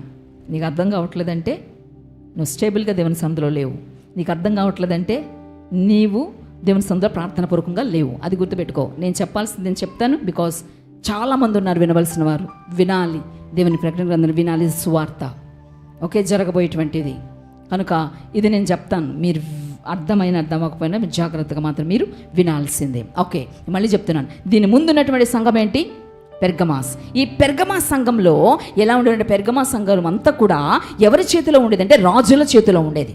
ఎవరి చేతిలో? రాజుల చేతిలో ఉండేది. కనుక ఈ రాజుల చేతిలో నుండి ప్రభు ఏమనుకున్నాడంటే తుయతైరలో ఉన్నటువంటి భక్తుల చేతికి వెళ్ళాలి, రాజుల చేతికి కాదు. ఎవరు దేవుని ఆరాధిస్తున్నారో వాళ్ళ చేతికి వెళ్ళాలి తప్ప వాళ్ళు కాదు, రాజులు కాదు దీన్ని పరిపాలించాల్సింది, చూడాల్సిందని చెప్పి ప్రభు అనుకున్న. అందుకే వాళ్ళ చేతిలో నుంచుటకై ప్రభువు దేవుని కుమారుడుగా ప్రత్యక్షమయ్యాడు. దేవునికి స్తోత్రం కలుగునగాక. హల్లెలూయా, హల్లెలూయా. దేవుని కుమారుడు ఎందుకు అంటున్నామంటే, క్రీస్తు ప్రభువు శరీర జీవితమును బట్టి మనుష్య కుమారుడుగా లోకములో జీవించినను పునరుద్ధానమును బట్టి దేవుని కుమారుడయ్యాడు. దేవునికి స్తోత్రం కలుగునగాక. ఇక్కడ మనుష్య కుమారుడుగా జీవించినప్పటికీ ఆయన పునరుద్ధానుడయ్యాడు గనక ఆయన దేవుని కుమారుడుగా మనము పిలుస్తున్నాం. చచ్చిపోయిన వాళ్ళు ఎవరన్నా మళ్ళీ ఇస్తారా? ఎవరున్నారా? లేరు. చనిపోయిన వారు తిరిగి లేచినటువంటి వాడు మన ప్రభువు మాత్రమే. దేవునికి స్తోత్రం. చెప్పండి కూడా దేవుని స్తుతిద్దాం. హల్లెలూయా. పునరుద్ధానుడు ఆయనే. అందుకే అంటాడు ఆయన్ని మొదటివాడు కడపటివాడు. ఎందుకు అన్నాడంటే మొదట ఉన్నవాడు ఆయనే, కడపట ఉన్నవాడు కూడా ఆయనే, మధ్యలో ఇంకెవ్వడు లే బోరు. దేవునికి స్తోత్రం కలుగునుగాక. హల్లెలూయా. అందుకే క్రీస్తు ప్రభువుని మనం అలాగా ఆయన దేవుని కుమారుడుగా నట్లే దేవుని కుమారుడుగా ప్రత్యక్షమగుటకు కారణమట. ఈ సంఘమును ఉద్ధరించడానికి వచ్చినటువంటి ఒక వ్యక్తి వచ్చారు. ఈ సంఘాన్ని ఉద్ధరించాలని ఒక వ్యక్తి వచ్చారు. ఆయన ఎవరో తెలుసా? ఎవరికైనా తెలుసా? Martin Luther. ఎవరండి? Martin Luther. మార్టిన్ లూథర్ గారు వచ్చారు. ఈ సంఘాన్ని నేను ఉద్ధరిస్తాను అని. ఎవరిని ఉంచలేదు, అందరినీ చంపేశారు. ఓకే, ఈయన బహిరంగముగా దేవకుమారునిగా పనిచేశాడు. ఆయన దేవుని కుమారుడుగా ఈయనే అక్కడ చేశాడనమాట. అంతరంగంగా దేవుని కుమారుడే ఈ పని చేశాడు. బహిరంగంగా ఈయనున్నాడు కానీ అంతరంగంగా మాత్రం దేవుడే వాళ్ళని నడిపించాడు, మార్టిన్ లూథర్ గారిని. ఓకే, సో ఇది అక్కడికి వదిలేసేయండి, మొత్తమంతా చెప్తే టైం కాదు. నెక్స్ట్ సెకండ్ వచనంలో మనం చూస్తున్నాం, అగ్ని జ్వాలల వంటి కన్నులు. ఏంటండి ఇవి చెప్పండి? అగ్ని జ్వాలల వంటి నేత్రాలతో ఎందుకు వచ్చాడో ప్రభువు తెలుసా? అంటే మనిషి యొక్క హృదయం అంట అంతరంగంలో ఏముందంట?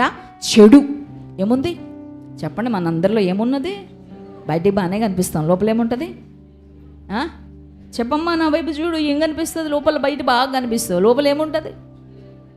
అబ్షాలోము చూడు, పైకి ఎంతో సుందరుడు, హృదయమంత నిండే కుట్రకు తంత్రములతో. అమ్మాయిను అబ్షాలోము చూడు, పైకి ఎంతో సుందరుడు. ఎంత అందంగా ఉంటాడు కదా, చాలా అందంగా ఉంటాడు. హృదయమంత నిండే కుట్రకు తంత్రములతో, నీవు కూడా అలాగుంటివా? సుగుణ రాజు చెప్పు, ఆచారాలకు బానిసైతివా? నేను కాదు, నువ్వు చెప్పు. నేను కూడా అలాగుంటినా ఆచారాలకు. సోది చెప్పు అమ్మ, సోది చెప్పువా? నా చెప్పు ఎక్కడున్నదో. ఇలాగ రేఖ ఇందులో నుంచి ఇందులోకి వెళ్ళిపోతే ఏంటంటావు? ధనం వస్తుంది కదా, నేను ధనవంతుడు అవుతాను కదా. ఇలా గీతలోనే నీకు మగపిల్లాడు ఆడపిల్ల ఇలా చెప్తారు, ఇలాగే చెప్పుకుంటూ ఉంటారు. నేను చాలా మంది దగ్గర చూస్తుంటాను, అలాగా వాళ్ళు చెప్పుకుంటూ ఉంటారు, వింటుంటాను. అబ్బా కదా, ఆచారాలకు బానిసైతివా? నువ్వు తెల్లగున్నావు తెలుసా, చిన్న చుక్క పెట్టుకో, దిష్టి తగులుతుంది. ఎవరికి కనబడినెవరు తీస్తారు, చక్కగా లోపల ఎక్కడో పెట్టేస్తారు. ఆచారాలకు బానిసైతివా? ఇంకొంతమంది ఏంటది మీకు తెలుసు, కాలుకి చక్కగా కడతారు కదా, చక్కగా ఉండాలి. ఎవరి దిష్టి తగులకూడదు. కొంతమంది వెంట్రికలతో ఉంటుందన్నమాట, అది ఎక్కడికో వెళ్తారు. నల్ల కోడి పెట్ట, 1000 రూపాయల కట్ట కదా, ఇవన్నీ. అందుకే ఆచారాలకు బానిసైతివా? వేషధారి, ఓ వేషధారి, నీ బ్రతుకింకా మార్చుకోవా? తడిమి చూస్తే ఏశావు, స్వరము చూస్తే యాకోబు, నిన్ను తడిమి చూస్తే అన్యుడవు యాకోబు, నీ స్వరము చూస్తే క్రైస్తవుడవు. కదండి, అవునా? సున్నపు కొట్టిన పైన తెలుపు. చెప్పట్లే చాలామంది, ఏంటో నాకు అలా లేదు నేను అనుకొని చూస్తున్నారు వంక కదా కదా.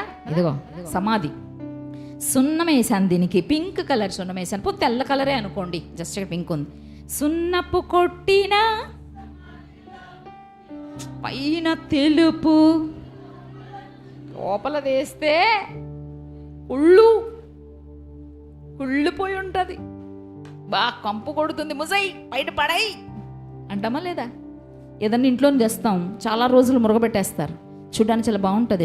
మాత్రం ఓపెన్ చేసి చూస్తా, బాబాయ్ పురుగులు, బాబోయ్ బయట పడాయి. సున్నపు కొట్టిన సమాధిలో ఉంటివా?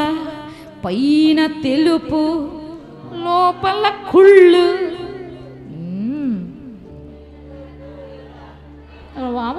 ఓపిక లేదు అంటే మీరు చెప్పండి, అందరూ చెప్పండి. మగళ్ళు ఎవరు చెప్పట్లేదు, పద్ధతితో చెప్పండి అందరూ. నేను కూడా మళ్ళీ అలాగుంటివా కాదు పౌలు, ఇక్కడికి వచ్చి పాడతావు జాగ్రత్త. నేను కూడా ఉంటిన్నా వా కాదు, నేను కూడా ఆచారాలకు బానిసైతినా, నేను కూడా అలాగుంటినా, ఆచారాలకు బానిసైతినా. వేషధారి, ఓ వేషధారి, నీ బ్రతుకింకా మార్చుకోవా?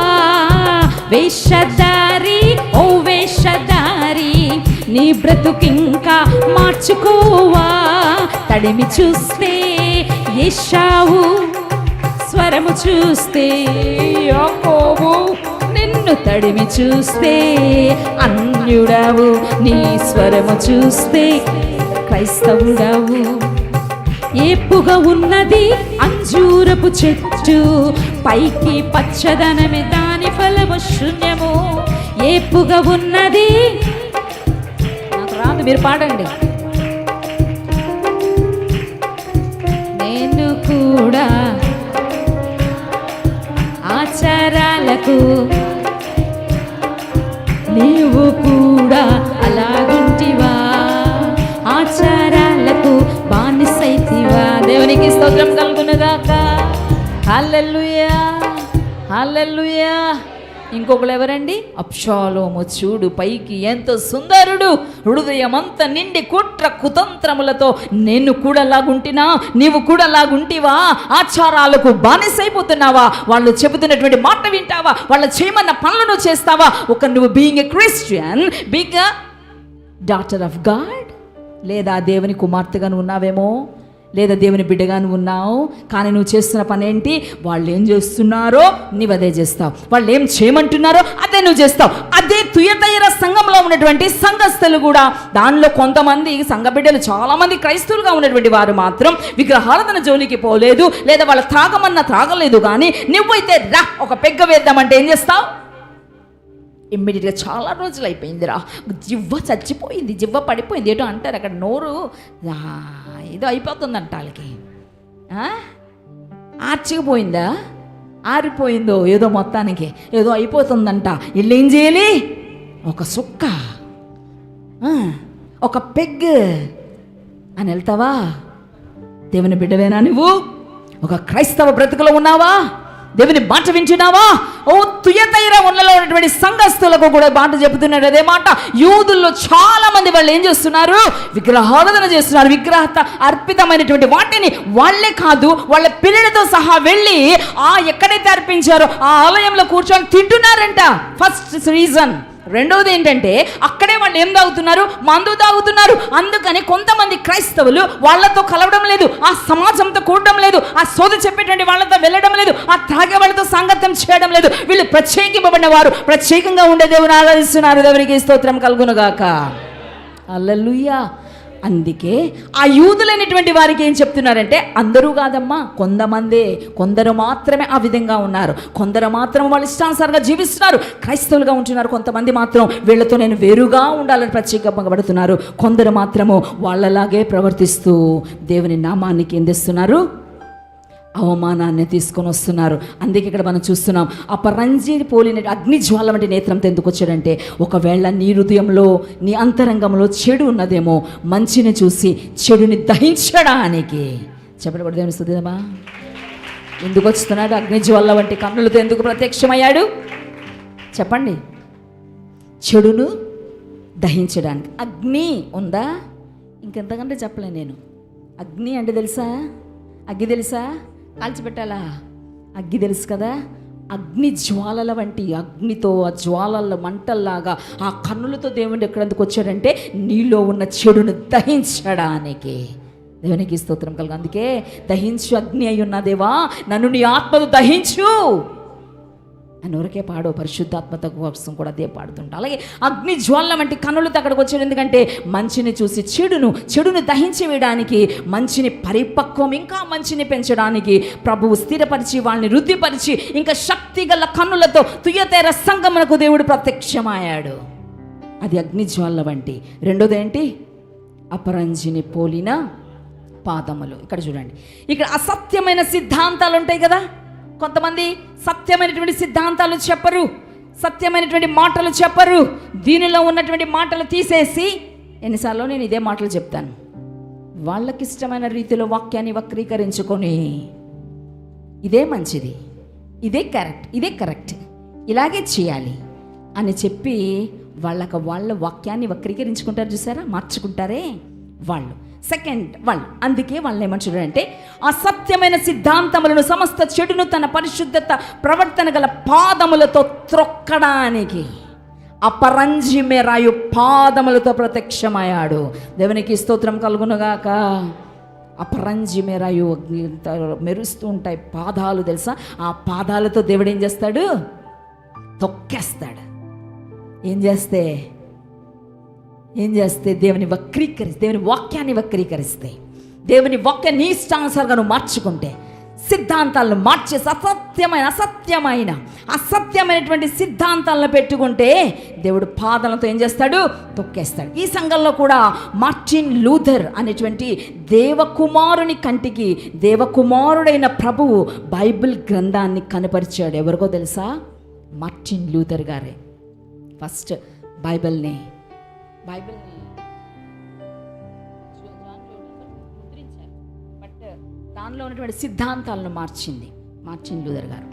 ఇది కాదు, మీరు చేస్తుంది తప్పు, ఇది కరెక్ట్ కాదు అని మార్టిన్ లూథర్ గారి ద్వారానే సిద్ధాంతాలను మార్చాడు దేవుడు. దేవునికి స్తోత్రం కలుగునుగాక. హల్లెలూయా, హల్లెలూయా. అంతేకాదు, అనగా ఆత్మీయ కన్ను ఆయనలో ప్రవేశించినందుకు ఆయన బైబిల్ను చూడగలిగారు. ఆయన బైబిల్ను చదివి సంఘములోని తప్పులన్నిటినీ గుర్తించి వాటిని సంఘములో సవరణ చేసి సంగమునకు ఉండవలసిన మంచి స్థితిని స్థిరపరచడానికి తన ప్రవర్తన దిద్దుకొని సంఘమును సరిదిద్దినందున దేవుని కుమారుని పాదముల క్రింద ఈ సమస్తమైన చెడును త్రొక్కివేయటకు సాధనముగా వాడుకున్నారు. ఎవరో తెలుసా? లూథర్ గారిని, మార్టిన్ లూథర్ గారిని. అక్కడ సిద్ధాంతాలన్నింటినీ కూడా మార్చినటువంటి ఇక మొట్టమొదటి ఒక భక్తుడుగా మార్టిన్ లూథర్ గారు వచ్చారు. దేవునికి స్తోత్రం కలుగునుగాక. హల్లెలూయా, హల్లెలూయా. కానీ ఇక చూస్తున్న మనము ఆయన అలా వాడబడ్డారు కనుకనే ప్రభు ఈ రీతిని తుయితర సంఘానికి ప్రత్యక్షమయ్యాడు. ఏ విధంగా? అపరంజి మేరయు పాదములుగానే. త్వరగా వెళ్ళాలి. ఓకే, నెక్స్ట్ మళ్ళీ క్రిందకు వద్దాం. అక్కడ ఏమున్నది? ఫస్ట్ వచనం అయిపోయిందిగా. 19వ వచనం, నీ క్రియలను, నీ ప్రేమను, నీ విశ్వాసమును, నీ పరిచర్యను, నీ సహనమును నేను ఎరుగుదును. నీ మొదటి క్రియల కన్నా నీ కడపటి క్రియలు మరీ ఎక్కువైనవని ఎరుగుదును.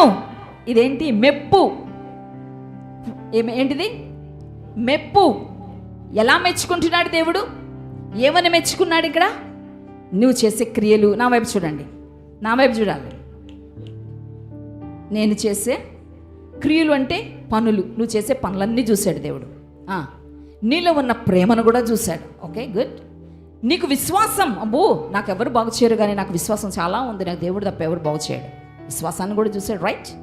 నీ పరిచర్య, పరిగెత్తుకొని వస్తావు పరిచర్య చేయడానికి. వంట వండడం కావచ్చు, లేకపోతే ఏదైనా కావచ్చు, ఏది చేయడానికి కావచ్చు, పరిచయాన్ని కావచ్చు, మైకులు పెట్టడానికి కావచ్చు. నీ పరిచర్యను కూడా నేను చూసా. అంతేకాదు, నీ సహనాన్ని కూడా నేను చూసా. ఎన్నిసార్లు ఎన్ని మాటలు అని ఉంటారు కదా. అయినా నువ్వు సహనంతో ఉన్నావు, ఓర్పుతో ఉన్నావు, వస్తున్నావు మందిరానికి, బాగున్నావు. అవన్నీ నేను ఎరుగుదును. అంతేకాదు, నీ మొదటి క్రియల కన్నా నీ కడపటి క్రియలు ఇంకా నువ్వు చేస్తున్నావే, మరి ఎక్కువగా చేస్తున్నావు. నువ్వు వెరీ గుడ్, చాలా బాగా చేస్తున్నావు అని ప్రశంసిస్తున్నాడు. అక్కడ ఆ సంఘాన్ని మెచ్చుకుంటున్నాడు. ఏమున్నాయి వాళ్ళలో? ఏం చూశాడు? అందుకే ప్రభు అన్నీ చూస్తాడు. చూస్తాడా? నువ్వు చేసే క్రియలు, నువ్వు చేసే పని చూస్తాడు. నీకున్నటువంటి ప్రేమ, నువ్వు ప్రేమ చూపిస్తున్నావు లేదా, నీ ప్రేమను చూస్తాడు. నీకున్న విశ్వాసాన్ని చూస్తాడు. నీ పరిచర్య ఉందా లేదా? కొంతమంది తప్పుకొని పరిగెత్తుంటారే, నీ పరిచర్యను కూడా దేవుడు చూస్తాడు, మెచ్చుకుంటాడు కూడా. అంతేకాదు, నీ సహనము. ఎన్నిసార్లు చెప్పినా సరే, ఎన్నిసార్లు ఏమైనా సరే, లేదు నేను వెళ్ళి ఎన్నన్నా పర్వాలే, నేను మాత్రం నా పని నేను చేస్తానే. సహనంతో ఉన్నావేమో, సహనంతో ఉన్నావు, వెరీ గుడ్. ఇవన్నీ నేను ఎరుగుతున్నాయ్యా. మాటల ద్వారా ఎన్ని చోట్ల నువ్వు బాధపడినప్పటికీ కూడా నువ్వు సహనంతో ప్రభు మందిరికి వస్తున్నావు, బాగున్నావు. నీ మొదటి క్రియలు కన్నా కడపటి క్రియలు బాగానే ఉన్నాయి. అయినను ఏముంది అక్కడ?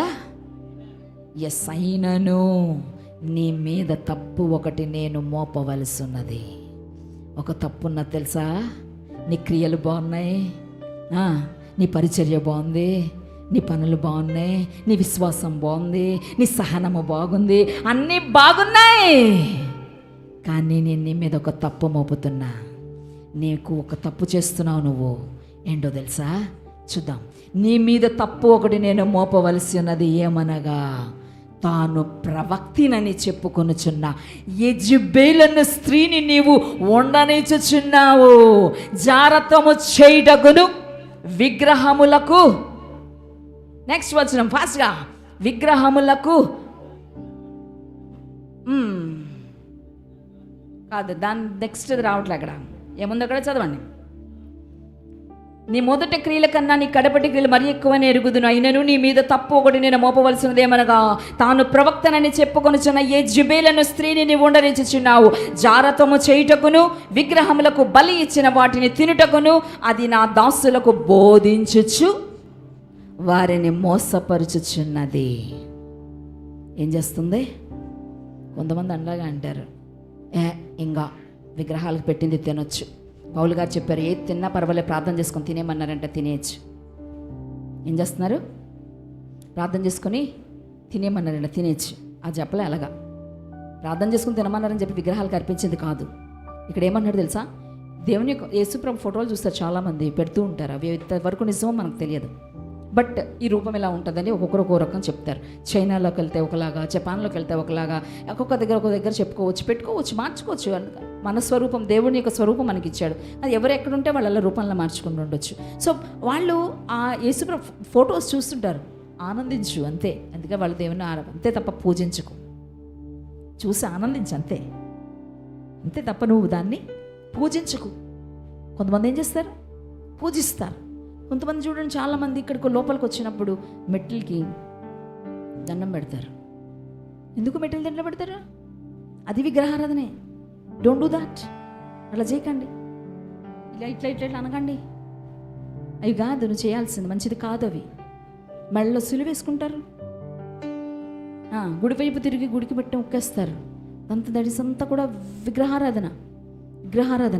అది చేయకూడదు. నువ్వు చేయాల్సిందల్లా దేవుని మందిరానికి వచ్చి మోకరించి 2 చేతుల పైకెత్తి ప్రభువుకు ప్రార్థన చేయి. దేవునికి స్తోత్రం కలుగునుగాక. హల్లెలూయా. అంతేగాని విగ్రహాలకు నువ్వు చేస్తే తప్పు. అందరూ ఏమంటారంటే, ఆ మెట్లకి ఎందుకు దండం పెడతారంటే దేవుడి దగ్గరికి చేర్చడానికి ఆ మెట్లు ఒక కారణమని వారి నమ్మకం వాళ్ళు పెడతారు. నువ్వు ప్రభువులోకి వచ్చావు, నిన్ను చేర్చడానికి సరాసరి ప్రభువే దిగి వచ్చాడు, మెట్లు కాదు. దేవునికి స్తోత్రం కలుగునుగాక. హల్లెలూయా. నీ కొరకు నా కొరకు ప్రాణం పెట్టాడు ప్రభు. నువ్వు ఎక్కడో ఉండాల్సిన వాడు, నువ్వు ఇంకా పాపంలో ఉండగానే ఆయన ప్రభు మన కొరకు ప్రాణం పెట్టి నిన్ను ఇక్కడ వరకు తీసుకొస్తే మళ్ళీ దానికి మొక్కుతావా? నువ్వు చేస్తుంది తప్పు. అది చెప్తున్నాడు ఇక్కడ. నీ మీద నేను ఎందుకు తప్పు మోపుతున్నానో తెలుసా? ఓ తుయతైర సంఘస్థులు, ఎందుకంటే తప్పకుండా నేను మోపవలసినది ఏమనగా, తాను ప్రవక్తనని చెప్పుకొనుచున్న ఎవరు? యెజెబెలు అసలు విగ్రహారాధన చేయకూడదు. ఆమె యూదురాలు, తెలుసా మీకు? యూదా మతానికి చెందినటువంటి ఆమె ఏం చేస్తుంది? యెజెబెలు అనే స్త్రీ నీ ఉండనిచ్చుచున్న. అలాంటి స్త్రీలు ఇందులో ఇంకా చాలామంది ఉన్నారు. స్త్రీలు అంటే స్త్రీలే కాదు, చాలామంది అలాంటి వాళ్ళు ఉన్నారు. అదే జారత్వం. జారత్వం అంటే ఒక వ్యభిచారమే కాదు, విగ్రహారాధన. ఎన్ని చేస్తున్నావు తప్పుల పనులు అన్నీ కూడా జారత్వంలోకి వస్తాయి. ఓకే, అందుకే not wise not with standing I have a few things against thee, because thou sufferest that woman Jezebel, which calleth herself a prophetess, to teach and to seduce my servants to commit fornication and to eat things sacrificed unto idols. విగ్రహాలకు అర్పించినటువంటివి, విగ్రహారాధన చేయడము ఈమె చేసినటువంటి మొదటి తప్పు. అది చూద్దాం ఒకసారి. మెప్పు చెప్పాను కదా. మెప్పేంటి? నీకు ప్రేమ ఉన్నది, విశ్వాసం ఉన్నది, పరిచర్య ఉన్నది, శ్రమలందు కూడా అన్ని చక్క సహనంతో ఉన్నావు. ఎన్ని శ్రమలు వచ్చినా, సహనం అంటే మేము తిట్టడమే కాదండి, ఎన్నో శ్రమలు వస్తాయి. మనకు వస్తున్నాయి లేవా? క్రైస్తవులు అంటే చాలా శ్రమలు వస్తూనే ఉంటాయి. జ్వరం కావచ్చు, ఇబ్బందులు కావచ్చు, లేకపోతే మనకు బయట వాళ్ళతో కావచ్చు, లేకపోతే నువ్వు ఎందుకు దేవుని ప్రకటిస్తున్నావు కావచ్చు, లేదా దేవుని ఎందుకు నమ్ముకున్నావు కావచ్చు. ఇలాంటి ఎన్నో శ్రమలు వస్తున్నాయి. ఆ శ్రమల్లో కూడా నువ్వు ఎలా ఉన్నావంట? సహనాన్ని కనపరుస్తూనే ఉన్నావు. పైగా ప్రారంభము కంటే ఇంకా ఎక్కువగా వృద్ధిలో ఉన్నావు. కానీ నీకేమన్నది చివరిగా ఏమవుతుందంటే, సాధారణంగా మొదట ఎక్కువగా ఉండిన వారు తగ్గిపోవును, కానీ ఈ సంఘంలో ఎక్కువగా ఉండదు. మొదట ఏదైనా ఎక్కువ ఉందనుకోండి, మధ్యలో చివరికి వచ్చినప్పటికి ఏమవుతుంది చెప్పరే? తగ్గిపోద్దా లేదా? తగ్గుతుందా లేదా? నయమని వెళ్ళాడు, కుష్ఠరోగం ఉందని వెళ్ళాడు. ఫస్ట్ చాలా హ్యాపీగా వెళ్ళాడు. అక్కడికి వెళ్ళి చేంజ్ చేస్తున్నట్టు చూసుకున్నాడు. ఒకసారి ఇంకా తగ్గలే, వెళ్ళిపోతాను అనుకుని ఉంటాడేమో మధ్యలో. ఇంకా తగ్గదు ఎన్నిసార్లు చెప్తారు. అలాగే అనుకుని ఉంటే అతను బాగుపడి ఉండేవాడా? లేదు, 7 సార్లు సహనంతో 7 సార్లు. అందుకే అంటున్నాడు, నీకు మొదటిసారి ఎలా ఉన్నావో చివరి వరకు అలా ఉన్నాడు కనుక బాగుపడ్డాడు. సో మొదటిసారి ఏ భక్తితో ఉన్నావో, అందుకే అంటారు, ఒక మాట అంటారు, ఏంటది? బిగినింగ్ ఎలా ఉందో ఎండింగ్ కూడా అలానే ఉండాలి. ప్రారంభం ఎలా ఉందో ముగింపు కూడా అలానే ఉండాలి. సో ఇలాగ వీళ్ళలో ఏమంటారంటే, తుయతైర సంఘస్థులకి, మీరు ప్రారంభం ఎలా ఉన్నారో చెప్పండి. ఎండింగ్లో కూడా అంటే ముగింపులో కూడా అలాగే ఉన్నారు. మనం ఉన్నాం అలాగా? ప్రారంభంలో ఉన్నట్టున్నామా? ప్రారంభంలో ఉన్నటువంటి ఆత్మీయ జీవితం ఉన్నదా? ప్రారంభంలో ఉన్నటువంటి ఆతృత ఉన్నదా? ప్రారంభంలో చిన్న చర్చ్ ఉన్నప్పుడు అందరూ మంగళవారం కావచ్చు, శుక్రవారం కావచ్చు, శనివారం కావచ్చు, ఎప్పుడైతే అప్పుడు ప్రార్థనలో ఉండేవారు. చెమ్మట్టల్లో కారిపోతున్న ఆరాధన చేస్తూ దేవుని మహిమపరిచేవాళ్ళు కదండి. ఇప్పుడు ఏది? ఇప్పుడు ఇక్కడికి వచ్చిన తర్వాత నా ఫ్యాన్ కాసేపు ఆగితే చాలు గజ్జగజ్జలు ఆడిపోతూ ఉంటాం. ఫ్యాన్ వేయకపోతే చాలు చిర్రాకు వచ్చేస్తూ ఉంటుంది. ఫ్యాన్లు ఏంటండి వేరు అంటుంటాం కదా. అంతేకాదు ఆ ప్రార్థన, ఆ ఆసక్తి ఉన్నదా? ఆదివారాలే దేవుని మందిరానికి రాము, ఆదివారాలే దేవుని మందిరాన్ని కొట్టేస్తాం. మొదటుండనటువంటిది ఆ ప్రేమ, మొదటుండటువంటి ఆ ఆతృత నీలో లేదు. ఉందా? లేదు. భయం ఉన్నటువంటి వారు ఏం చేస్తారు? దేవుని మందిరంలో దేవునితో ఉంటారు. మీకేంటంటే మీరు ఎన్నన్నా చెప్తారు, అందరికీ ఉన్నాయి సమస్యలు. నువ్వు మనిషివే, నేను మనిషినే. నీలో ఉన్న రక్త మాంసాలే నాలో ఉన్నాయి, అదే రక్త మాంసం, అదే రక్తం ప్రవహిస్తూ ఉంటుంది. నీకున్న బాధలే నాకున్న బాధలు. నువ్వు ఉపయోగించేది ఆ ధనమే, నేను ఉపయోగించేది ఆ ధనమే. నీ దగ్గరకు వచ్చినది నా దగ్గర నుంచి నీ దగ్గరకు వచ్చినా నువ్వు అదే ఉపయోగిస్తావు, అది నీ దగ్గర నుంచి నా దగ్గరకు వచ్చినా నేను ఉపయోగిస్తాను. అందరికీ అవే బాధలు ఉన్నాయా లేవా? చెప్పండి. ఏమన్నా మీరు స్పెషల్ కేటగిరీతో ఉన్నారా? స్పెషల్ కేటగిరీ పెడుతున్నారు కదా క్యాస్ట్ వైజ్గా. అలా మీరు ఏమైనా క్యాస్ట్ వైజ్గా స్పెషల్ కేటగిరీస్ పెట్టుకున్నారా? ప్రభు దగ్గర ఏ క్యాస్ట్ లేదు, ఏమీ లేదు. నువ్వు అందరూ ఒకటే. అందరికీ గడ్డి, అందరికి ఒకటే మేత చెప్పారా? మన ప్రార్థనకు వచ్చారు. నోవాహు గారు వాడగట్టారు. వాడగట్టి ఏం చేశారు? జంతువులందరినీ పంపించడానికి ఈయన లైన్ కట్టారండి. ఈయన మీకు వాడగట్టిన తర్వాత ఈ ఫ్యామిలీ అంతా ఓడలోకి వెళ్ళిపోయారు. ఎవరి ఫ్యామిలీ? నోవాహు గారి ఫ్యామిలీ అంతా ఓడలోకి వెళ్ళిపోయారు. మరి జంతువులు ఎలాగ వస్తాయి? లైన్లో రా నోవాహు వెళ్ళాడా? చెప్పరే, వెళ్ళలే. ఆ లైన్లో మొత్తం సింహాలు కావచ్చు, ఎద్దులు కావచ్చు, ఏమున్నాయో పులులు కావచ్చు, అన్నిటినీ క్రమముగా ఒక లైన్లో పంపించింది ఎవరు? దేవుడు. దేవునికి స్తోత్రం కలుగునగాక. హల్లెలూయా. అవి క్రమముగా లోపలికి పంపించాడు ప్రభు. పంపించిన తర్వాత లోపల సింహం ఉంటుంది. సింహానికి అక్కడ కింద దూడలు ఉంటాయి. సింహాన్ని దూడ తినేసిందా? 2 వెళ్ళినాయి లోపలికి, జతలుగా వెళ్ళినాయి. 10 వెళ్ళినాయా లోపలికి? చెప్పరే, 2 వెళ్ళినాయి, జతలుగా వెళ్ళినాయి కదా. అప్పుడు సింహము మగ సింహము ఆడ సింహం 2 ఉంటాయి. టైగ్రెస్ అనుకుంటా, సింహము టైగ్రెస్ ఉంటాయి. ఈ 2 ఉంటే ఈ 2 ఉన్నాయి. ఇప్పుడు అలానే దూడ కావచ్చు, లేకపోతే ఏదైనా అది తినే ఆహారం కావచ్చు, జింక కావచ్చు, అవి కూడా మగవే ఉంటాయి. మగది ఆడది మాత్రం ఉంటుంది. ఇప్పుడు ఈ సింహం తినేసిందా? ఈ టైగ్రెస్ తిన్నదా? ఏమైనా తిన్నాయా? తినలే. తినేస్తే అవుతుందా? తినలే. కానీ వీటన్నిటికీ మేత ఏంటి? గడ్డి. అన్నిటికీ మేత ఒక్కటే. దేవుడు నిన్ను ఇక్కడికి నడిపించాడంటే అందరికీ మేత ఒక్కటే. నీవు పెద్ద గొప్పోడు కదా, నీకు స్పెషల్ ఫుడ్. నువ్వు పెద్ద బాగా బలుసున్నావు కదా, నీకు ఒక స్పెషల్ ఫుడ్. లేదా నువ్వు బాగా మంచి ఎక్కడి నుంచో వచ్చావు కదా, నీకు స్పెషల్ చైర్ లేదు అక్కడ. అందరికీ ఒకటే మేత, అందరికీ ఒకటే గడ్డి కదా. అవునా కదా? అది అందుకే ఇక్కడ అంటున్నాడు మాట. ఏం చెప్పుకొచ్చాను? తుయతైర సంఘంలో వాళ్ళు చేస్తున్నటువంటి జారత్వాన్ని బట్టి ఇక్కడ మాట్లాడుతున్న మాటలు మనం చూద్దాం. ఓకే, ఆయన ఎలా ఉన్నాడు ఇప్పుడు? నీ సహనాన్ని నేను ఎరుగుదును. అన్నీ బాగున్నాయి. ఇక్కడ అన్నాను కదా, ఆయన ఎలా ప్రారంభంలో ఎలా ఉన్నావో అలా లేవు. అదే కానీ ఆ తాళం మనకిచ్చుంటే, నోవాహుకి ఇచ్చుంటే ఏం చేద్దరు? తలుపు వచ్చి కొట్టి, అయ్యో తలుపు తీవా, నేను వస్తాను లోపలికంటే ఏం చేస్తావు? అయ్యో పాపం ఎంత బాధపడుతున్నాడో రా అంటావు. నీవు అలా ఉంటావేమో, కానీ దేవుడు ఏం చేశాడంటే నీకు తాళం ఇస్తే మళ్ళీ తాళం తీస్తావేమని తాళం వేసేసి జోబులు వేసుకుని వెళ్ళిపోయాడు. ఎవరు? యేసయ్య. తలుపు తీ, నాకు తెలియదయ్యా, నేను తీద్దామనుకున్నాను కానీ నాకు తాళం ఇవ్వలే. ఏం చెప్పినప్పుడు ఏమయ్యావు?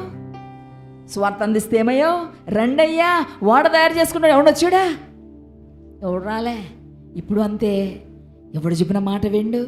దేవుని మందిరాన్ని రమ్మంటే రాడు. నీ ప్రకారంగా ఉంటావు. ఒక రోజు వస్తుంది, ఆ ప్రళయంలో ఆ కుటుంబం ఎలాగ రక్షింపబడ్డదో నీతిమంతులుగా ఉన్నటువంటి వారు రక్షింపబడతారు. నీతిగా లేనటువంటి వారు శ్రమల పాలవుతారు, భయంకరమైనటువంటి ఆ శ్రమలు ఏవైతే రాబోతున్నాయో దానిలో ఎదుర్కోవాల్సినటువంటి పరిస్థితి ఉన్నది. కనుక నేను అంటున్నటువంటి మాట, ఎఫెసీ మొదటి రుద్దులో ఉన్నది, చివరికి దానిలో ఏమైంది? ప్రేమ పోయింది, చల్లారిపోయింది. ప్రేమ మొదట ఉన్న ప్రేమ లేదు, ఎఫెసీలో చల్లారిపోయింది. కానీ స్ముర్ణ మాత్రం దేవుడు మెచ్చుకున్న ఆ 7 సంఘాల్లో ఎన్ని సంఘాలను మెచ్చుకున్నాడో తెలుసా దేవుడు? 2. ఒకటి స్ముర్ణ, రెండవది ఫిలదెల్ఫియా. స్ముర్ణ, ఫిలదెల్ఫియా 2 సంఘాలను మాత్రమే దేవుడు మెచ్చుకున్నాడు. కానీ మొట్టమొదటి సంఘం ఎఫెసీ, రెండవది స్ముర్ణ, 3rd పెర్గమాస్, 4th తుయతైరా, 5 సార్దిస్, 6, 6 చూడండి, సరిగా చూడండి, లవోదిక, ఫిలదెల్ఫియా, తర్వాత లవోదికయ, సార్దిస్. ఇక మరీ దారుణం, సార్దిస్ ఇంకా దారుణం. ఆ సంఘం కోసం మాట్లాడితే ఈరోజు మనం మాట్లాడుకున్న సంఘం పేరు తుయతైరా. ఓకే, ఇప్పుడు ఇక్కడికి వచ్చాం. ఇప్పుడు మెచ్చుకున్నాడు కదా దేవుడు. ఇప్పుడు ఏముందంటే ఇందులో, నువ్వు ఎన్ని బాగున్నాయి, నీలో ఆవగింజంత చిరు పాపం ఉంటే చాలు, వధువు సంఘంలో నువ్వు చేరలేవు. ఎంత? ఆవగింజంత, బాగా గుర్తుపెట్టుకోండి. ఆవగింజంత విశ్వాసం ఉంటే నువ్వు ఈ కొండ తీసుకెళ్ళి అక్కడ పడేయమంటే పడిపోతుందే, అలా ఆవగింజంత పాపము మనలో ఉంటే పరలోక రాజ్యానికి చేర. ఈ వధువు సంఘంలో ఉండం, మనకు అర్హత లేదు. ఇప్పుడు ఆలోచించండి, ఆవగింజంత కాదు, గుమ్మడికాయ ఎంత ఉంటుంది? గుమ్మడికాయ కన్నా ఇంకెక్కువ ఉంటుందేమో. అంటే నేను ఆ ఫ్రూట్స్లో వాటిల్లో చెప్పాను, గుమ్మడికాయ ఎంత ఉంటుంది కదా. ఇంకేమున్నాయి పెద్ద పెద్దవి ఏముంటాయి చెప్పండి? పనసకాయ ఉంటుంది ఎంత పెద్దది, వాటర్ మిల్క్ కన్నా పెద్దది, గుమ్మడికాయ ఇంకా పెద్ద, ఇంకా పెద్ద పెద్దవి ఉంటాయి కదా. సో ఆవగింజ తింటే ఇంత పాపం నీలో ఉంటే నువ్వు వధువు సంఘంలో నువ్వు చేర్చబడు అంటున్నాడంటే, దాన్ని మనందరం పరలోక రాజ్యానికి వెళ్ళిపోతామా? ఇలాగైతే వెళ్తామా? అది ఆలోచించండి ఒకసారి. అందుకే అంటున్నాడు ఇక్కడ, కానీ చెడును చేరనిచ్చినందున పరలోకంలో ప్రభు ఎదుట పనికి రావు. నీలో చెడు ఉంటే నువ్వు ప్రభు ఎదుట నీవు పనికి రావు. కనుక ప్రతి వారును జాగ్రత్తగా ఉండవలను. చాలా మంది ఉన్నదానికన్నా ఒక్క తప్పున్నా నాకు మోక్షం అనకూడదు. ఒక్క చిన్న మిస్టేక్ నాలో ఉన్నది. ఏంటంటే ధనాపేక్ష, స్త్రీ సాంగత్యము, మందు ఉన్నాయి కదా, ఇవన్నీ కంజూస్, అబద్ధాలు. చిన్నదే ఉండదు ఒక్కటి. నేను ఎలా అండి మొన్న ఎవరికాల నేను అడిగాను, నేను ఇప్పుడే వాక్యం ఏంటి ఇట్లా అబద్ధం ఆడుతున్నాను. ఏం చేయాలి? బ్రతకాలంటే తప్పదు కదా కరెక్ట్ చెప్పకపోతే కరెక్ట్ చెప్పేస్తే ఎలాగా? కరెక్ట్ చెప్పాడు కనుక కరెక్ట్గా ఉన్నాడు కనుకే యోహాను గారు పద్మాసుకి వెళ్ళిపోయి ఈ యొక్క ప్రభు ప్రత్యక్షతల్ని స్వయంగా చూశాడు. దేవునికి స్తోత్రం కలుగునుగాక. హల్లెలూయా, హల్లెలూయా. మోషే గారు కూడా చిన్న తప్పు, చిన్న మిస్టేక్ చేయడం వల్ల కనాను దేశాన్ని చూడలేకపోయాడు. చూసాడా? చూడలేకపోయాడు. కానీ ఒక ఆధిక్యత ఇచ్చేయడానికి ఏంటి తెలుసా? ఆయన రూపాంతరం చెందినప్పుడు ఆయన కుడి పక్కన ఎవరెవరున్నారు? ఒకళ్ళు ఏలియా, ఇంకొకరు మోషే ఉన్నారు. ఎందుకో తెలుసా? ఇద్దరిని ఎందుకు పెట్టారో తెలుసా మీకు ఆ సంగతి? ఏలియా గారు ఎందుకు పెట్టారంటే ఆయన మరణం లేకుండా ప్రభుతో కొనుపోబడ్డాడు, ఆరోహణమయ్యాడు ఏలియా గారు. ఇంకొకళ్ళు మరణించి ప్రభు దగ్గరికి చేరాడు. అంటే ఇలాంటి వారు ఉన్నారు, ఇలాంటి వారు కూడా ఉన్నారు నా దగ్గరికి రావడానికి, పరలోక రాజ్యం చేర్చబడడానికి అని ఇద్దరిని, మోషే గారిని ఏలియా గారిని ప్రభు కుడి పార్శ్వం ఇటు అటు పెట్టుకొని కూర్చున్నారు. ఇవి కిందన్న పేతురు వీళ్ళందరూ కూడా చూస్తారన్నమాట ఆయన ఆరోహణం అడుతున్నప్పుడు.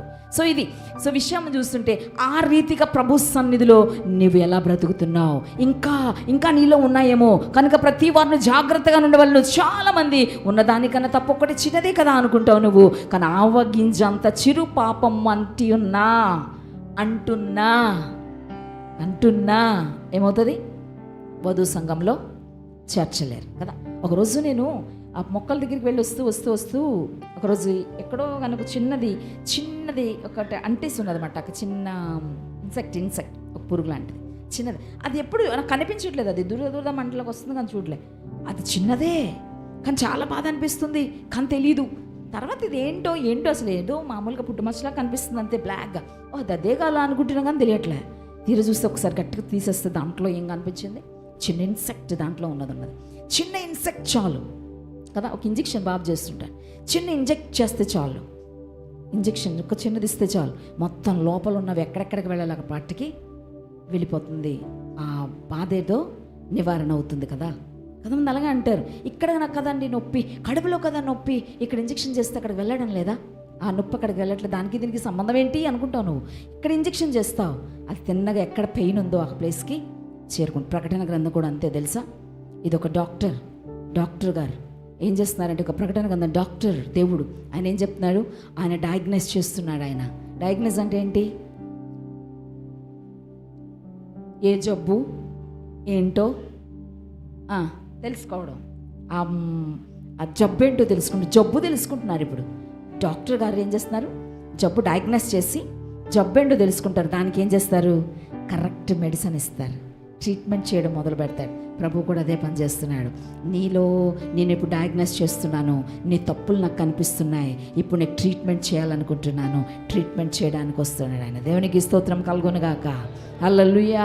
ఇది కూడా ఒక డాక్టర్గా ప్రవచన గ్రంథం, ప్రకటన గ్రంథం ఆ రీతిగానే వెళుతుంది. ఇప్పుడు ఏం చెప్పున్నాను, ఆమె తప్పు చేసింది ఏంటది, తాను ప్రవక్తనని చెప్పుకొనిచున్న యెజబెలును ఉండనిస్తున్నావే, అదే జారత్వము చేయడానికి, విగ్రహ బలి అర్పించిన వాటిని తినడానికి అది తన దాసులను ఏం చేస్తుంది, బోధపరుస్తుంది. ఈమె తిన్నది కాక ఇంకేం చేస్తుంది, బోధపరుస్తుంది. ఏం చేస్తుంది, బోధపరుస్తుంది. ఏమవుతుందా, బోధపరుస్తుంది. ఏంటి బోధపరుస్తుంది? యెజబెలు ఇంకా నీలో ఉన్నదేమో, యెజబెల్ లాంటివి తీసే. అందుకంటాడు యూదా మతంలోనున్న ఈమె ఎవరి భార్య తెలుసా, అహాబు భార్య. ఎవరి భార్య? అహాబు రాజు యొక్క భార్య.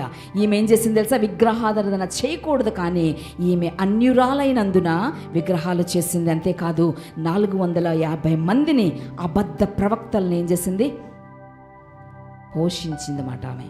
1వ రాజులు, ఇదంతా నేను చదవను కానీ 1వ రాజులు 18వ అధ్యాయంలో చూస్తే ఏలియా వారందరినీ చంపేసి బయలు పూజారులు ప్రార్థింపగా వర్షము కానీ అగ్ని కానీ రాలేదు, కానీ ఏలియా ప్రార్థింపగా వచ్చింది కదా. ఇదంతా మనకంతా తెలుసు. అప్పుడు యెజబెలు మారు మనసు పొందవలసినది, కానీ ఏం చేసింది, వీళ్ళందరూ వర్షం వచ్చి అగ్ని వచ్చింది, మొత్తం అంతా మారి ఇదైపోయింది, కాలిపోయింది కదా. అప్పుడు యెజబెలు ఏం చేయాలి మరి? ఆ తప్పు తెలుసుకుంటున్నారా? ఈరోజు ప్రభు అదే అంటున్నాడు, నీకు ఇన్ని జరుగుతున్నాయి కదా నీ జీవితంలో, నీకు తప్పు తెలుస్తుందా? అస్సలు పట్టించుకోరు. అందుకు కాదే, ఎవరు చెప్పాడు, నేను చేస్తున్నాను కదా ప్రార్థన. ఏదో ఒకరోజు అమావాస్యకి పౌర్ణానికి చేస్తావు ప్రార్థన. ఆ ప్రార్థనకి దేవుడికి ఏం చేశాడు, అగ్ని కంచిలా చుట్టూ కంచి కట్టేయాలంట. కట్టేస్తాడా? మరి రేయింబగళ్ళు చేసిన ప్రార్థన చేసిన వాళ్ళు ఏమైపోతారు? ఏదో ఒక రోజు ప్రార్థన చేస్తావు, ఏదో ఒక రోజు దులిపేస్తావు, బైబిల్ తీసేస్తావు, దేవుని మందిరానికి వస్తే ఏడు చేస్తూ ఉంటావు ఊరికే. దానివల్ల నీకు ప్రయోజనం లేదు. అయినా నీకు ఎన్నో సహనం ఉంది, ప్రేమ ఉంది, ఇంకెన్నో ఉన్నాయి, చాలా ఉన్నాయి, విశ్వాసం ఉంది. బట్ నీకేముంది, నీ మీద తప్పు మోపవలసి ఉన్నది. నీలో యెజబెల్ నీలో ఏం చేస్తుంది, నిన్ను మోటివేట్ చేస్తుంది. యెజబెల్ లాంటి జారత్వంలో నువ్వు ఉండిపోయావు. అందుకంటున్నాడు, విగ్రహములకు బలి ఇచ్చిన వాటిని తామును తిమి తమ పిల్లలకు పెట్టి తమ బలహీనత ఎవరిలో ఉందో తెలుసా, తుయతైరలో ఉన్నది. వాళ్ళ తినడమే కాదు, ఎవరికి పెట్టారు, వాళ్ళ పిల్లలకు కూడా పెట్టినటువంటి ఇది తుయతైర సంఘంలో కూడా ఉంది. అందుకే హిందువులు శకున గాండ్ర దగ్గరికి వెళ్ళినట్టు నువ్వు శకున గాండ్ర దగ్గరికి వెళ్ళకూడదు. హిందువులు సోది గాండ్ర దగ్గరికి వెళ్ళినట్టు నువ్వు సోది గాండ్ర దగ్గరకు వెళ్ళకూడదు. వాళ్ళలో అది నువ్వు అడిగించుకుంటే నువ్వు చేసినది కూడా తప్పే. అందుకే అక్రమము చేయువారులారా నా యుద్ధ నుండి తొలగిపోడి. ప్రభువా ప్రభువా అని పిలుస్తున్నాయ్యా, నీ పేరు నేను ఎంతో సహనంతో ఉన్నానయ్యా, నేను ఎంతో ప్రేమతో ఉన్నానయ్యా, ఎంతో విశ్వాసంతో ఉన్నానయ్యా, ఎంతో ప్రార్థన చేశానయ్యా, దశంభాగాలు ఇచ్చాను ప్రభువా, నేను ఎన్నో కానుకలు ఇచ్చానయ్యా, ఎంతో చేశాను ప్రభు. నీ సంఘానికంటే అక్రమము చేయువారులారా నా ఎదురు నుండి పోండి. ఎందుకంటే మీరు పెదవులతో నన్ను స్తుతిస్తున్నారు కానీ మీ హృదయం చాలా దూరంగా ఉన్నది. ఎలా నువ్వు ఇంకా యెజబెలు నీలో ఉండి ఏలుబడి చేసి ఇంకా నువ్వు అలానే అవినీతి అసూయతో ఉంటున్నావేమో. అందుకంటున్నాడు, వర్షమైన ఆకాశం నుండి ఏది పడలేదు. తుయతైరలో ఉన్న అన్ని మంచి గుణాలు ఉన్నాయి కానీ యెజబెలు క్రియల తట్టు, యెజబెలు క్రియల తట్టు, బోధల తట్టు వాలిపోయారు వాళ్ళందరూ. ఎవరి తట్టు చెప్పండి? దేవుని మందిరానికి వస్తావు, చక్కగా ఉంటావు, అన్నీ వింటావు. కానీ యెజబేల్ని పూజిస్తున్నటువంటి వారి తట్టు నువ్వు ఒక్కొక్కసారి తిరిగిపోతున్నావు. నీళ్ళు ఎంత మంచి చేసినా ఆవగింజంత పాపము నీకు అంటుంటే చాలు.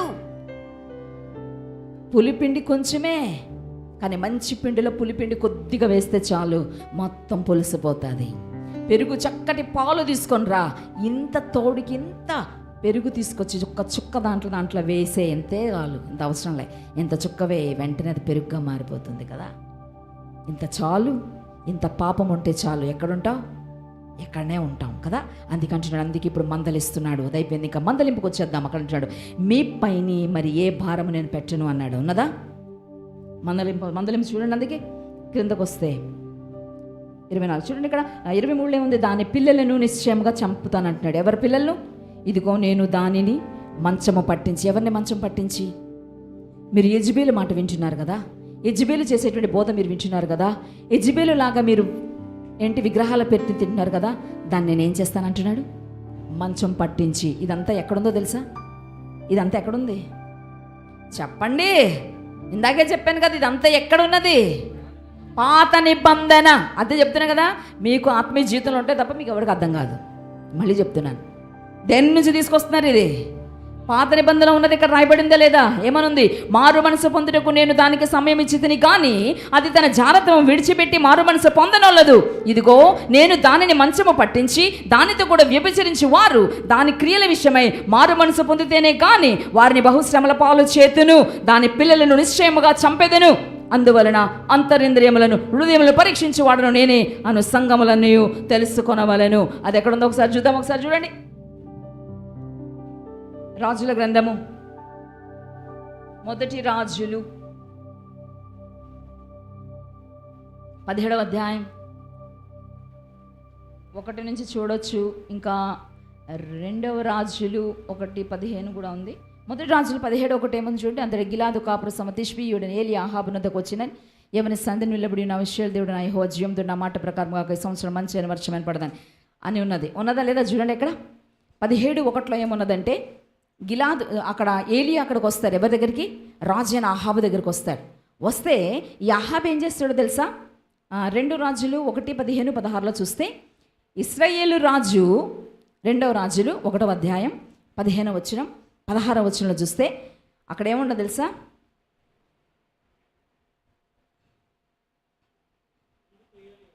ఆహాబరణం అయిన తర్వాత మోయాబీలు ఇశ్రాయేలు వారి మీద తిరగబడేరి. అది కాదు, 15-16 అన్నాను. 2వ రాజులు 1వ అధ్యాయం 15-16.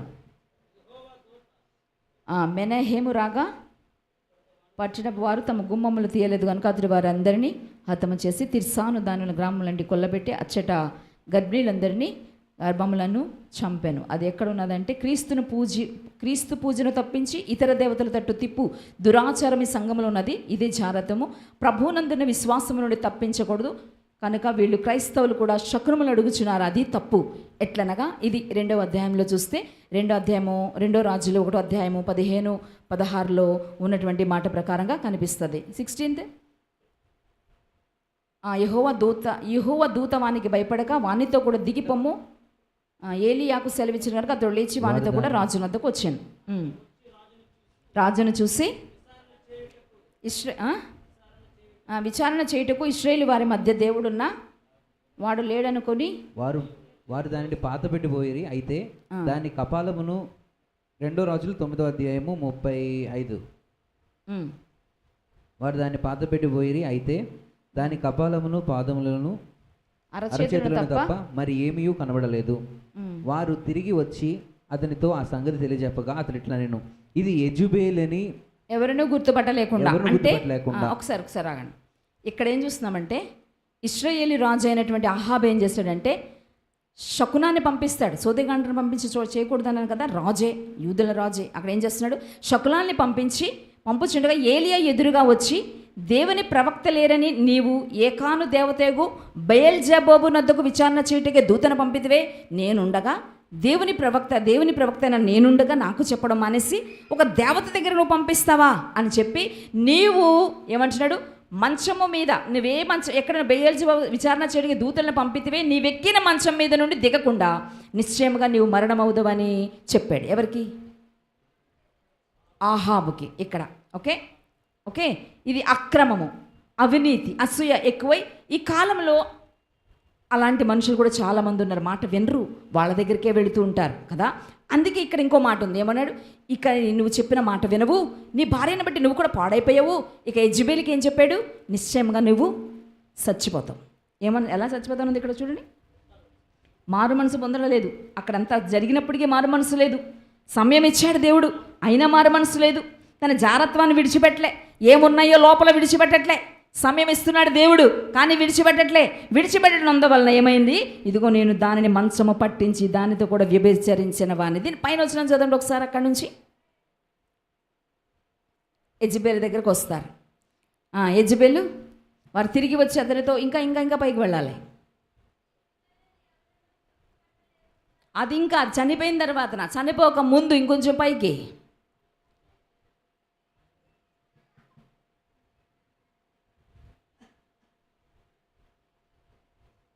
ఓకే, ఇది చూడండి. వారు తిరిగి వచ్చి అతనితో ఆ సంగతి తెలియచెప్పగా, ఓకే, యెజెబెలని ఎవరిని గుర్తుపట్టలేకుండా 30వ వచనం చూడండి. చూసిన వాళ్ళు త్వరగా చదవాలి మీరు. 30వ వచనం.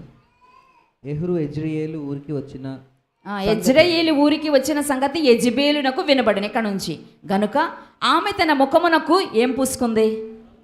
చూడండి, ఇప్పుడు యెజెబెలు చావు ఇక్కడ ఉన్నదా లేదా? ఇది ఆదికాండంలో ఉందా లేదా మీకు చూపిస్తున్నాను అంతే. ఆదికాండానికి సంబంధం లేదంటున్నారు కదా చాలామంది. ఆదికాండానికి అసలు సంబంధమే లేదంటారు కదా. ప్రకటన గ్రంథంలో, ప్రవచన గ్రంథంలో ఎవరి కోసం రాయబడింది? యెజెబెలు కోసం రాయబడింది. అంటే దీనికి లింక్ ఉందా లేదా? మరి ఎలా చెప్తారు లేదని? అది మీకు చూపిస్తున్నా. అప్పుడు యెజ్రెయేలు ఊరికి వచ్చిన సంగతి యెజెబెలునకు వినబడిందన్నమాట. గనుక ఆమె తన ముఖమునకు ఏం పూసుకుందంట?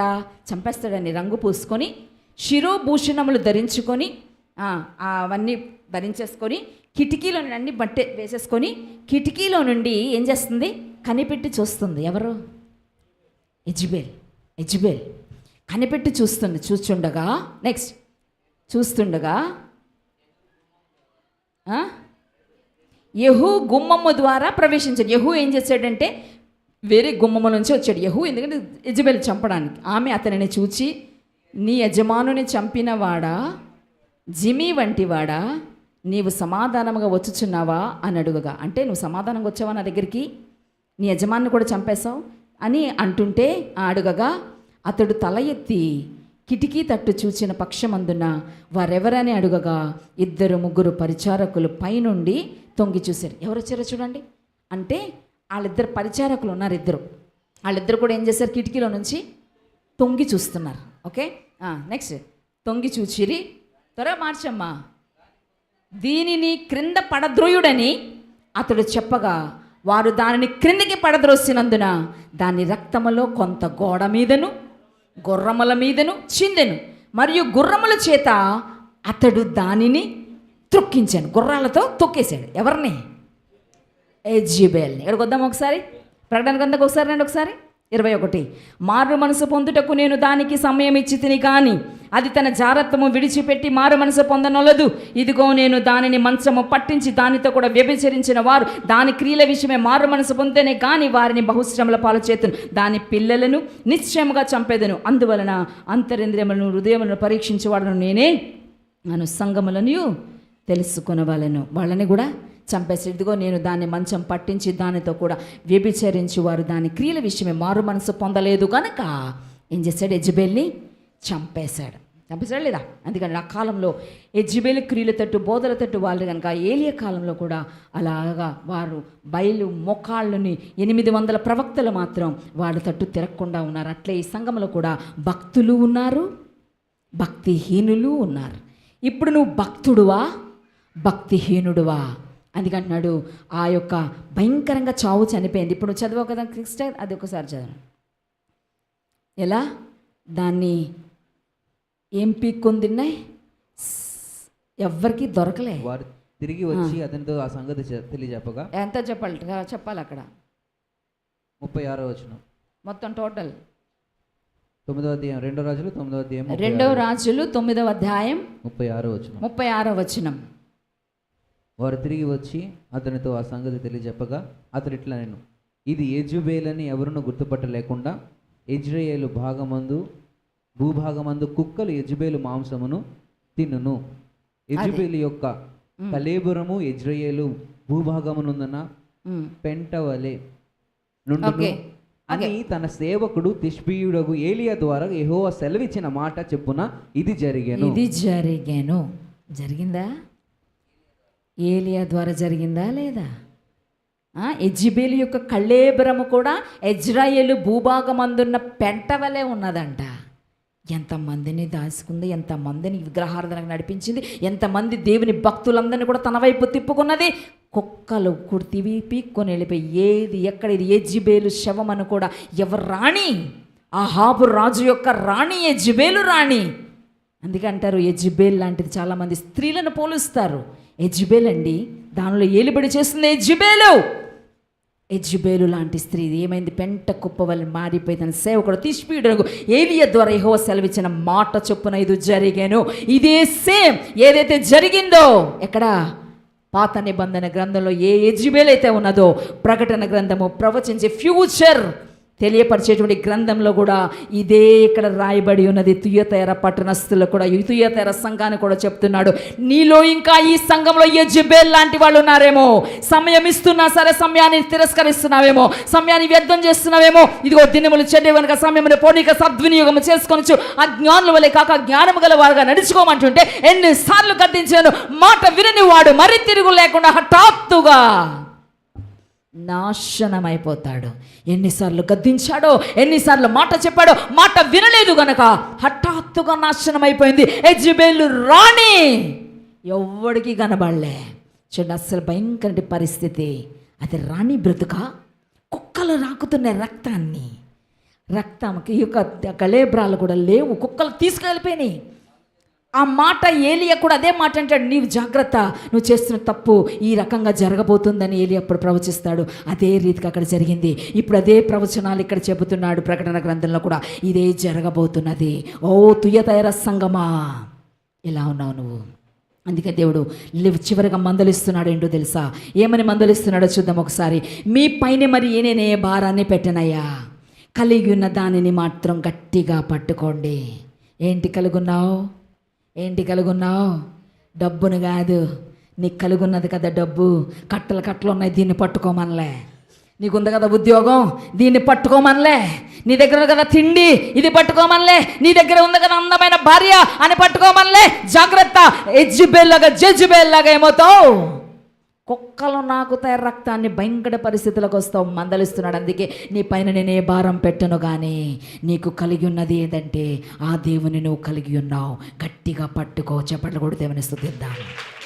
అది ప్రేమ కలిగి సహనంతో సహించి సిద్ధాంత నిశ్చత సంపాదించుకొని ఏది సత్యమో అది ఏర్పరచుకొని భక్తిగా ఉన్న నీవు ఈ భక్తిలో స్థిరంగా ఉండు. ఇంతకన్నా ఎక్కువైన భారము నీ పైన ఇది లేదు. ఏ దేవుని పట్టుకున్నావో ఆ దేవుని గట్టిగా పట్టుకొని దేవుని సన్నిధిలో భక్తిగా జీవించు. ఇంకా నీకు సమయం ఇచ్చాడు దేవుడు.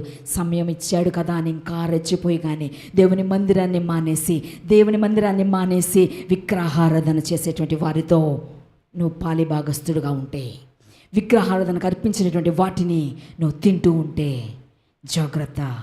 యెజబేల్ లాంటి రోగాలు, యెజబేల్కి సంబంధించినటువంటి మరణము మనకు రాకముందే దేవుడు మందలిస్తున్నాడు. ఓ తుయతైర సంగమా, శిక్ష ఏంటో తెలుసా? ఇంకా నువ్వు చెప్పినప్పటికీ మాట వినలేదనుకో, నీకు శిక్ష ఏంటో తెలుసా? యెజబేలును మంచము పట్టింతును, ఆమె వారిని శ్రమల పాలు చేసి ఆమె పిల్లలను చంపెదను. ఎవ్వరూ మిగలకుండా అందరూ చచ్చిపోయారు.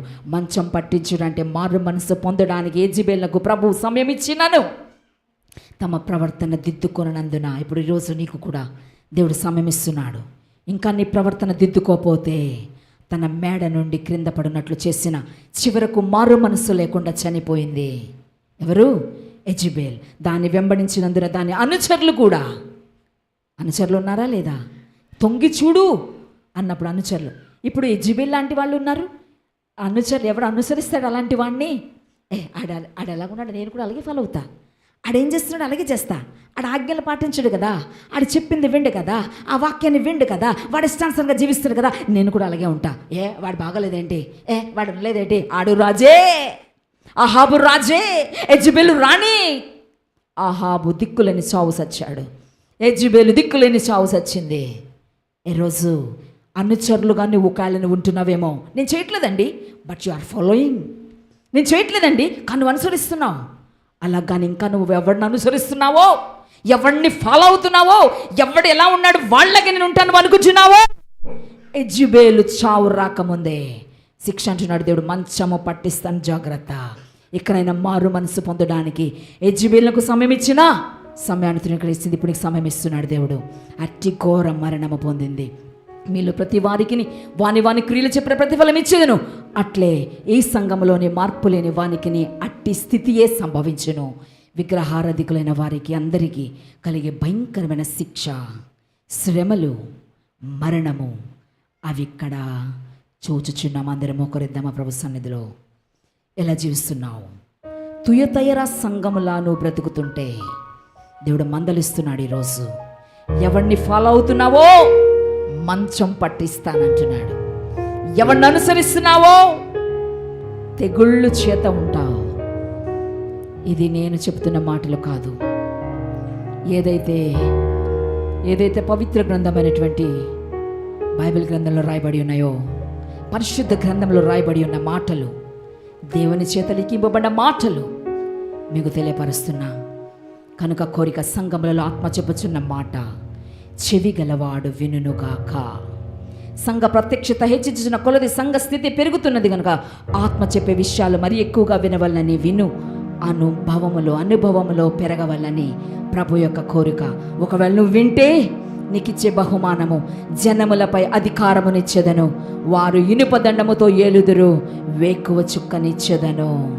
నీకు దేవుడు అధికారాన్ని ఇస్తాడు. దేవుని మాట వింటే ఇనుప దండాలతో ఏలుతారు, వేకువ చుక్క నీకు ఇస్తాడు. జనులపై అధికారం అంటే రాజ్యాధికారుల అధికారము, మతాధికారుల అధికారము, యెజెబెలు యొక్క అధికారమును పడగొట్టి దేవుని కుమారుడు తన ఎడల భక్తి గల వారికి అధికారమునిస్తాడు. ఇనుప దండమనగా భక్తులైన వారికి శక్తివంతమైన వాక్యమునిస్తాడు. ఇదే ఇనుప దండము కుమ్మరవాని పాత్రను పగలగొట్టునట్లు మనుష్యులలోని పాపమును ఈ వాక్యమును ఇనుప దండము ధ్వంసము చేయను. లూథర్ గారు ఈ వాక్యమందుండనే ఇనుప దండమును ఉపయోగించి సంఘములోని చెడుగా అంతటిని ధ్వంసం చేశాడు. ఆ రోజు మార్టిన్ లూథర్ గారు. ఈరోజు నువ్వు ఒక మార్టిన్ లూథర్ గా నువ్వు నిలబడగలవా? వేకువ చుక్క అనగా ప్రభువు తక్కిన సంఘముల కంటే ఎక్కువ ప్రత్యక్షతములుగా ఈ సంఘానికే ఇస్తానంటున్నాడు. ఇదే వేకువ చుక్క బహుమతిగా నివ్వడానికి ఇందులో దేవుని కుమారుడు కనబడట ఉన్నది. ప్రభు సంఘములో ఉండుట వేరు, సంఘము ఆయనను చూడుట వేరు. ఆయన వచ్చినందువల్ల, కనిపించినందువల్ల నీవు ఆయనను చూచు మేలే వేకువ చుక్క. ఈ మేలు అనుభవించిన వేకువ చుక్క బహుమతి. ఇచ్చు మేలు అనుభవించకపోతే బహుమతి లేదు. కనుక ప్రభు సన్నిధిలో స్ముర్ణ సంఘంలా ఉన్నావా? స్ముర్ణలో అన్నీ బాగున్నాయి. ప్రేమ ఉంది, విశ్వాసం ఉంది, సహనం ఉన్నది, అన్నీ ఉన్నాయి కానీ యెజెబెలు లాంటి ప్రవర్తనతో ఉంటున్నారు. మీ మీద తప్పు మోపవలసి ఉన్నది కనుక జ్ఞాపకము చేసుకోవాలి మనము. ఓకే, ఈ మాటలు 7 సంఘాలకి దేవుడు కొన్ని మాటలు లేఖ రాస్తున్నాడు. ఏ సంఘము బాగుంది? స్ముర్ణ సంఘంలాగా ఉంటావా? ఫిలదెల్ఫియా సంఘంలా ఉంటావా? లేదా తుయతైర సంఘంలాగా ఇంకా ఎంత చెప్పినా వినకుండా, ఎవరిని ఫాలో అవుతూ దేవుని వాక్యాన్ని వినకుండా జీవిస్తున్నావేమో. నువ్వు మనము సరి చేసుకుందాం. దేవుడి మాటలు దీవించి ఆశీర్వదించునుగాక. అందరి ప్రార్థన